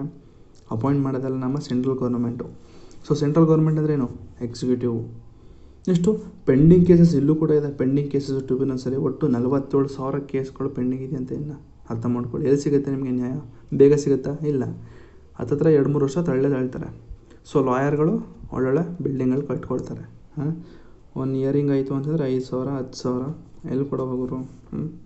Next overlapping jurisdiction. ಸೊ ಇಲ್ಲಿ ಕಾಂಪಿಟಿಷನ್ ಅಪೆಲೇಟ್ ಟ್ರಿಬ್ಯುನಲ್ಸು ಮತ್ತು national company law appellate tribunals. So ಇಲ್ಲೇನಿದೆ ಕಾಂಪಿಟಿಷನ್ ಅಪೆಲೇಟ್ ಟ್ರಿಬ್ಯುನಲ್ಸ್ ಅಂತಂದರೆ ಏನು ಅಂತಂದರೆ, ಈಗ 2 ಕಂಪ್ನಿಗಳನ್ನ ಕನ್ಸಿಡರ್ ಮಾಡ್ಕೊಳ್ಳಿ. ಎರಡೂ ಕಂಪ್ನಿಗಳು ತುಂಬ ಕಾಂಪಿಟೇಷನ್ ಇರ್ತದೆ. ಅಂದರೆ ಒಂದು ಕಂಪ್ನಿನ ಇನ್ನೊಂದು ಕಂಪ್ನಿಗೆ ಹೀಯಾಳಿಸೋದು, ಸೊ ಅದನ್ನು ಸಪ್ರೆಸ್ ಮಾಡೋದು. ಬೇರೆ ಒಂದು ಅಂದರೆ ಸ್ಟೂಡೆಂಟ್ಸ್ಗಳು ಅಥವಾ ಕಂಪ್ನಿಗೆ ಯಾರು ಕೂಡ ಹೋಗಬಾರ್ದು, ಅವ್ರಿಗೆ ಜಾಸ್ತಿ ಇನ್ಕಮ್ ಆಗಬಾರ್ದು ಅಂತ ಬೇರೆ ಥರ ಆ್ಯಕ್ಟಿವಿಟಿಗಳು ಮಾಡ್ತಾರೆ ನೋಡಿ, ಅನ್ಎಥಿಕಲ್ ವೇ. ಸೊ ಆ ಥರ ಏನಾದ್ರು ಇತ್ತಂದರೆ ಅದನ್ನು ಕೂಡ ಕೇಸ್ ಹಾಕ್ಬೋದು ಅಲ್ವಾ. ಅದು ಕೂಡ ಒಂದು ಕೇಸ್ ಆದರೆ ನ್ಯಾಷನಲ್ ಕಂಪ್ನಿ ಲಾ ಅಪೆಲೇಟ್ ಟ್ರಿಬ್ಯುನಲ್ಸ್ ಅಂತಿದೆ. ಈಗ 2 ಕಂಪ್ನಿ ಇತ್ತು ಅಂತಂದರೆ ಆ ಒಂದು ಕಂಪ್ನಿ ಏನು ಮಾಡುತ್ತೆ, ಈ ಲೋಗೋಗಳನ್ನ ಸೇಮಾಗಿ ಮಾಡಿರ್ತಾರೆ ನೋಡಿ. ಅಂದರೆ ಈಗ ಟಾಟಾ ಕಂಪ್ನಿದು ಏನು ಲೋಗೋ ಇದೆ, ಸೊ ನಾವು ಟಾಟಾ ಕಂಪ್ನಿ ಲೋಗೋ ನೋಡಿದ ತಕ್ಷಣ ಅದು ಟಾಟಾ ಕಂಪ್ನಿದು ತುಂಬ ಚೆನ್ನಾಗಿರುತ್ತೆ ಪ್ರಾಡಕ್ಟು ಅಂತ ತಗೊಳ್ತೀವಿ. ಇಲ್ಲ, ಇದು ಟಾಟಾ ಕಂಪ್ನಿ ಅನ್ನೋದಕ್ಕಿಂತ ಬಿಸ್ಲೇರಿ ಕಂಪ್ನಿಗಳಿಗೆ ಬೇರೆ ಬೇರೆ ಹೆಸರಿದೆ ಅಲ್ವಾ. ಬಿಲ್ಸೇರಿ, ಬಿಸೇರಿ, ಎಷ್ಟೊಂದು ಹೆಸರಿದೆ. ಸೊ ಆ ಥರ ಆದಾಗ ಆ ಒಂದು ಪರ್ಟಿಕ್ಯುಲರ್ ಕಂಪ್ನಿಗೆ ನೀವು ಕೇಸ್ ಹಾಕ್ಬೋದು. ಸೊ ಈಗ ಇದು 2 ಕಂಪ್ನಿಗಳ 2 ಸೇಮ್ ಏನು ಅಂತಂದರೆ 2 ಕಂಪ್ನಿಗಳು ಜಗಳ ಆಡ್ತಾಯಿದೆ ಅಲ್ವಾ. 2 ಕಂಪ್ನಿಗಳ ಮಧ್ಯೆ ಜಗಳ ಆಗ್ತಾಯಿದೆ. ಬಟ್ ಸ್ಟಿಲ್ ಈ 2 ಕಂಪ್ನಿಗಳಲ್ಲಿ ಮ್ಯಾಟರ್ಸ್ ಬೇರೆ. ಒಂದು ಅನ್ಎಥಿಕಲ್ ವೇ ಏನೋ ಮಾಡ್ತಾಯಿದ್ದಾರಂತೆ, ಇನ್ನೊಂದು ಈ ಲೋಗೋಗಳನ್ನ ಇದು ಮಾಡೋದು. ಯಾಕಂತಂದರೆ ಈ ಒಂದು ಕಮ್ಮಿ ಏನು ಒಂದು ದುಡ್ಡು ಮಾಡ್ತಾಯಿದ್ದಂಥ ಒಂದು ಕಂಪ್ನಿ, ಅವರ ಒಂದು ಜಾಸ್ತಿ ದುಡ್ಡು ಮಾಡ್ತಿದ್ದ ಒಂದು ಕಂಪ್ನಿಯ ಒಂದು ಲೋಗೋ ಯೂಸ್ ಮಾಡಿಕೊಂಡು ಇವರ ಒಂದು ಕಂಪ್ನಿನ ಚೆನ್ನಾಗಿ ಬೆಳೆಸ್ಕೊಳ್ಳೋದು ಏನಿದೆ, ಇದು ತಪ್ಪಾಗಿರುತ್ತೆ. ಸೊ ಈ ಥರ 2-3 ಕೇಸ್ಗಳದ್ದು ಬೇರೆ ಬೇರೆ ಕೇಸ್ಗಳನ್ನ ಎಲ್ಲ ಒಂದಕ್ಕೆ ಹಾಕಿ ಓವರ್ಲ್ಯಾಪ್ ಮಾಡಿಬಿಡ್ತಾರೆ. ಎಕ್ಸಾಂಪಲ್ ಹೇಳೋದಾದರೆ ಹೇಳಿದ್ನಲ್ಲ, ಸೆಂಟ್ರದು ಮತ್ತು ಸ್ಟೇಟ್ದು ಅಂತ ಹೇಳಿದ್ನಲ್ಲ. ಈ ಒಂದು ರಿಕ್ರೂಟ್ಮೆಂಟ್ ಪ್ರೊಸೆಸ್ಸು ಮತ್ತು ಬೇರೆ ಬೇರೆ ಅದರ್ ಇದೆಯಲ್ಲ ಟ್ರಿಬ್ಯುನಲ್ಸ್ ಫಾರ್ ಅದರ್ ಮ್ಯಾಟರ್ಸ್ ಅಂತ ಹೇಳಿದ್ನಲ್ಲ. ಸೊ ಇವೆಲ್ಲನೂ ಇವರು ಓವರ್ಲ್ಯಾಪ್ ಮಾಡಿಬಿಡ್ತಾರೆ. ಸೊ ಈ ಓವರ್ಲ್ಯಾಪ್ ಮಾಡೋದ್ರಿಂದ ಸ್ವಲ್ಪ ಎಫೆಕ್ಟಿವ್ನೆಸ್ಸು ಎಫೆಕ್ಟಿವ್ ಜುಡಿಷಿಯಲ್ ಏನಿದೆ ಅದು ಕಮ್ಮಿ ಆಗುತ್ತೆ. ಸೊ ಇದು ಕೂಡ ಒಂದಷ್ಟು ಇಶ್ಯೂಸ್ ಇದೆ. Next what reforms can be help towards the better foundation of a tribunals ಅಂತ ಕೇಳಿದ್ದಾರೆ. ಸೊ ಈ ಕ್ವಶನ್ಸ್ ಎಲ್ಲ ಎಲ್ಲಿ ಕೇಳ್ತಾರೆ ಅಂದರೆ ನಿಮಗೆ ಮೇನ್ಸಲ್ಲಿ ಬರೋಂಥ ಕ್ವಶನ್ಸ್ಗಳು. ಸೊ ಅದಕ್ಕೆ ಯಾಕೋ ನಾನು ಮಾಡಬೇಕು ಅನ್ನಿಸ್ತು, ಕೇಳ್ಬೋದು ಇದನ್ನು, ಅದಕ್ಕೆ ಕೊಟ್ಟಿದ್ದೀನಿ ಅಷ್ಟೇ, ಸರಿನಾ. Form a commission called national tribunal commission ಅಂತ ಒಂದು ಫಾರ್ಮ್ ಮಾಡಿ ಅಂತ ಕೊಟ್ಟಿದ್ದಾರೆ ಇಲ್ಲಿ. ಏನು ಅಂತಂದರೆ ಒಂದು ಕಮಿಷನ್ನ ಫಾರ್ಮ್ ಮಾಡಿ ಆ ಕಮಿಷನ್ನು ಈ ರಿಕ್ರೂಟ್ಮೆಂಟ್ ಆಗಿರ್ಬೋದು, ಆಯಿತಾ, ರಿಕ್ರೂಟ್ಮೆಂಟ್ ಆಫ್ ದೀಸ್ ಟ್ರಿಬ್ಯುನಲ್ಸು ಇಲ್ಲಿ ಏನಿದೆ, ಈ ಅಪಾಯಿಂಟ್ಮೆಂಟು ಟ್ರಾನ್ಸ್ಫರು ಇದನ್ನೆಲ್ಲ ಈ ಕಮಿಷನ್ ಮಾಡಲಿ. ಇದು ಕೂಡ ಜುಡಿಷಿಯಲ್ ಆಗಿರುತ್ತೆ. ಬಟ್ ಸ್ಟಿಲ್ ಈ ಸೆಂಟ್ರಲ್ ಗೌರ್ಮೆಂಟ್ ಇನ್ವಾಲ್ವ್ ಆಗಬಾರ್ದು. ಕಂಪ್ಲೀಟ್ ಇದು ನ್ಯಾಷನಲ್ ಟ್ರಿಬ್ಯುನಲ್ ಕಮಿಟಿ ಅಂತ ಮಾಡಿ. Next time to time appoint ಮಾಡಿ ಟೈಮ್ಲಿ ಅಪಾಯಿಂಟ್ಮೆಂಟ್ ಅಂದರೆ ಅಕಸ್ಮಾತ್ ಒಂದು ಆಫೀಸಲ್ಲಿ ಖಾಲಿ ಆಗಿದೆ ಜಾಗ ಅಂತಂದರೆ ಬೇಗ ಆಫೀಸಿಗೆ ತುಂಬಿ. ಆದ್ದರಿಂದ ನಮಗೆ ಬೇಗ ಅಂದರೆ ಜನಗಳಿಗೆ ಬೇಗ ನ್ಯಾಯ ಸಿಗಲಿ, ಸರಿನಾ. ಇನ್ನೊಂದು ಇಂಡಿಪೆಂಡೆನ್ಸ್ ಅಥವಾ ಆಟೋನಮಿ, ಅಪಾಯಿಂಟ್ಮೆಂಟು, ರಿಮೂವಲು, ಟ್ರಾನ್ಸ್ಫರು ಇದನ್ನೆಲ್ಲ ಆದಷ್ಟು ಈ ಒಂದು ನ್ಯಾಷನಲ್ ಟ್ರಿಬ್ಯುನಲ್ ಕಮಿಷನ್ ಅಂತ ಏನಿದೆ ಇದನ್ನು ನೋಡಿಕೊಳ್ಳಿ. ಸೊ ಇದಕ್ಕೆ ಇಂಡಿಪೆಂಡೆನ್ಸ್ ಕೊಡಿ ಅಂತ ಇದೆ. Next rationalisation of a tribunals give some jurisdiction which they should work. So ಇವರಿಗೆ ಒಂದು ಇದನ್ನು ಹಾಕಿ, ಏನೋ ಸರ್ಕಲ್ ಹಾಕಿ, ಸೊ ದಟ್ ಈ ಒಂದು ಸರ್ಕಲ್ ಒಳಗಡೆ ನೀನು ಕೆಲಸ ಮಾಡು. ಆದಷ್ಟು ನೀನು ಬೇರೆ ಬೇರೆದನ್ನೆಲ್ಲ ಕೇಸ್ಗಳನ್ನೆಲ್ಲ ಓವರ್ಲ್ಯಾಪ್ ಮಾಡಿ ನೀನು ಇದು ಮಾಡಬಾರ್ದು. ಸೊ ಇಲ್ಲಿದೆಯಲ್ಲ ಓವರ್ಲ್ಯಾಪಿಂಗ್ ಜುರಿಸ್ಡಿಕ್ಷನ್ ಅಂತ. ಸೊ ಆ ಒಂದು ಓವರ್ಲ್ಯಾಪಿಂಗ್ ಜುರಿಸ್ಡಿಕ್ಷನ್ನ ತಡೆಯೋದಕ್ಕೋಸ್ಕರ ನಿನಗೆ ಒಂದು ಸರ್ಕಲ್ ಆಗಿ ಕೊಡಿ, ಯಾರಿಗೆ ಟ್ರಿಬ್ಯುನಲ್ಸ್ಗೆ ಒಂದು ಸರ್ಕಲ್ ಹಾಕ್ಕೊಡಿ. ಸೊ ದಟ್ ಆ ಒಂದು ಜುರಿಸ್ಡಿಕ್ಷನಲ್ಲಿ ಅದು ವರ್ಕ್ ಮಾಡಲಿ. ಯಾವುದೇ ಕಾರಣಕ್ಕೂ ಓವರ್ಲ್ಯಾಪ್ ಮಾಡೋಕ್ಕೆ ಹೋಗಬಾರ್ದು. ಎರಡೂ ಬೇರೆ ಬೇರೆ ಕೇಸ್ಗಳನ್ನ ಇವರು ಓವರ್ಲ್ಯಾಪ್ ಮಾಡೋಕ್ಕೆ ಹೋಗಬಾರ್ದು. ಸೊ ಇಷ್ಟು ಬಂದು ಒಂದಷ್ಟು ರಿಫಾರ್ಮ್ಸ್ ತನ್ನಿ ಅಂತ ಹೇಳಿದ್ದಾರೆ. ಸೊ ಇಷ್ಟು ಬಂದು ನಿಮ್ಮ ಟ್ರಿಬ್ಯುನಲ್ಸ್ ಆಗಿರುತ್ತೆ. ಸೊ ನೆಕ್ಸ್ಟ್ ಕ್ಲಾಸಲ್ಲಿ ನಾವು ಕನ್ಸ್ಯೂಮರ್ ಕಮಿಷನ್ ಬಗ್ಗೆ ಮಾತಾಡೋಣ. ಸೊ ಇನ್ನೂ ಯಾರು ಸಬ್ಸ್ಕ್ರೈಬ್ ಮಾಡಲಿ ಅಂದರೆ ಬೇಗ ಸಬ್ಸ್ಕ್ರೈಬ್ ಮಾಡಿ ಅಂತ ಹೇಳ್ತಾ, ಇನ್ನೂ ಸಮ್ಮರಿ ಶೀಟ್ ತೊಗೊಂಡಿಲ್ಲ ಅಂತ ಇನ್ನೊಂದು ತಿಂಗಳೇನಾಗಿದೆ ಎಕ್ಸಾಮ್ಗೆ, ಬೇಗ ತೊಗೊಳ್ಳಿ. PDO ಎಕ್ಸಾಮು ಬರ್ತಾಯಿದೆ. ಸೊ ರಿವಿಷನ್ ಮಾಡೋದಕ್ಕೆ ಈಸಿ ಆಗುತ್ತೆ ಅಂತ ಒಂದು ಕಾರಣಕ್ಕೆ ಹೇಳ್ತಾ ಇದ್ದೀನಿ. ನೆಕ್ಸ್ಟು ಕನ್ಸ್ಯೂಮರ್ ಕಮಿಷನ್ಸ್ ಎಲ್ಲ ಮಾಡಿದ್ಮೇಲೆ ನೆಕ್ಸ್ಟು ಲೋಕ್ ಅದಾಲತ್ ಇದೆ. ಸೊ ಕೆಲವೊಂದು ಟಾಪಿಕ್ಸು ಬರ್ದಿರೋ ಟಾಪಿಕ್ಸ್ಗಳನ್ನ ಸ್ಕಿಪ್ ಮಾಡಿ ನಾವು ಡೈರೆಕ್ಟಾಗಿ ಪಂಚಾಯತ್ ರಾಜ್ಗೆ ಹೋಗೋಣ. ಸೊ ಸರಿನಾ? ಆದಷ್ಟು ನಿಮಗೆ ನಾಳೆ ಗಂಟ ಪಂಚಾಯತ್ ರಾಜ್ ಸಿಗ್ತದೆ, ಮಾಡ್ತೀನಿ ಆಯಿತಾ? Okay, thank you.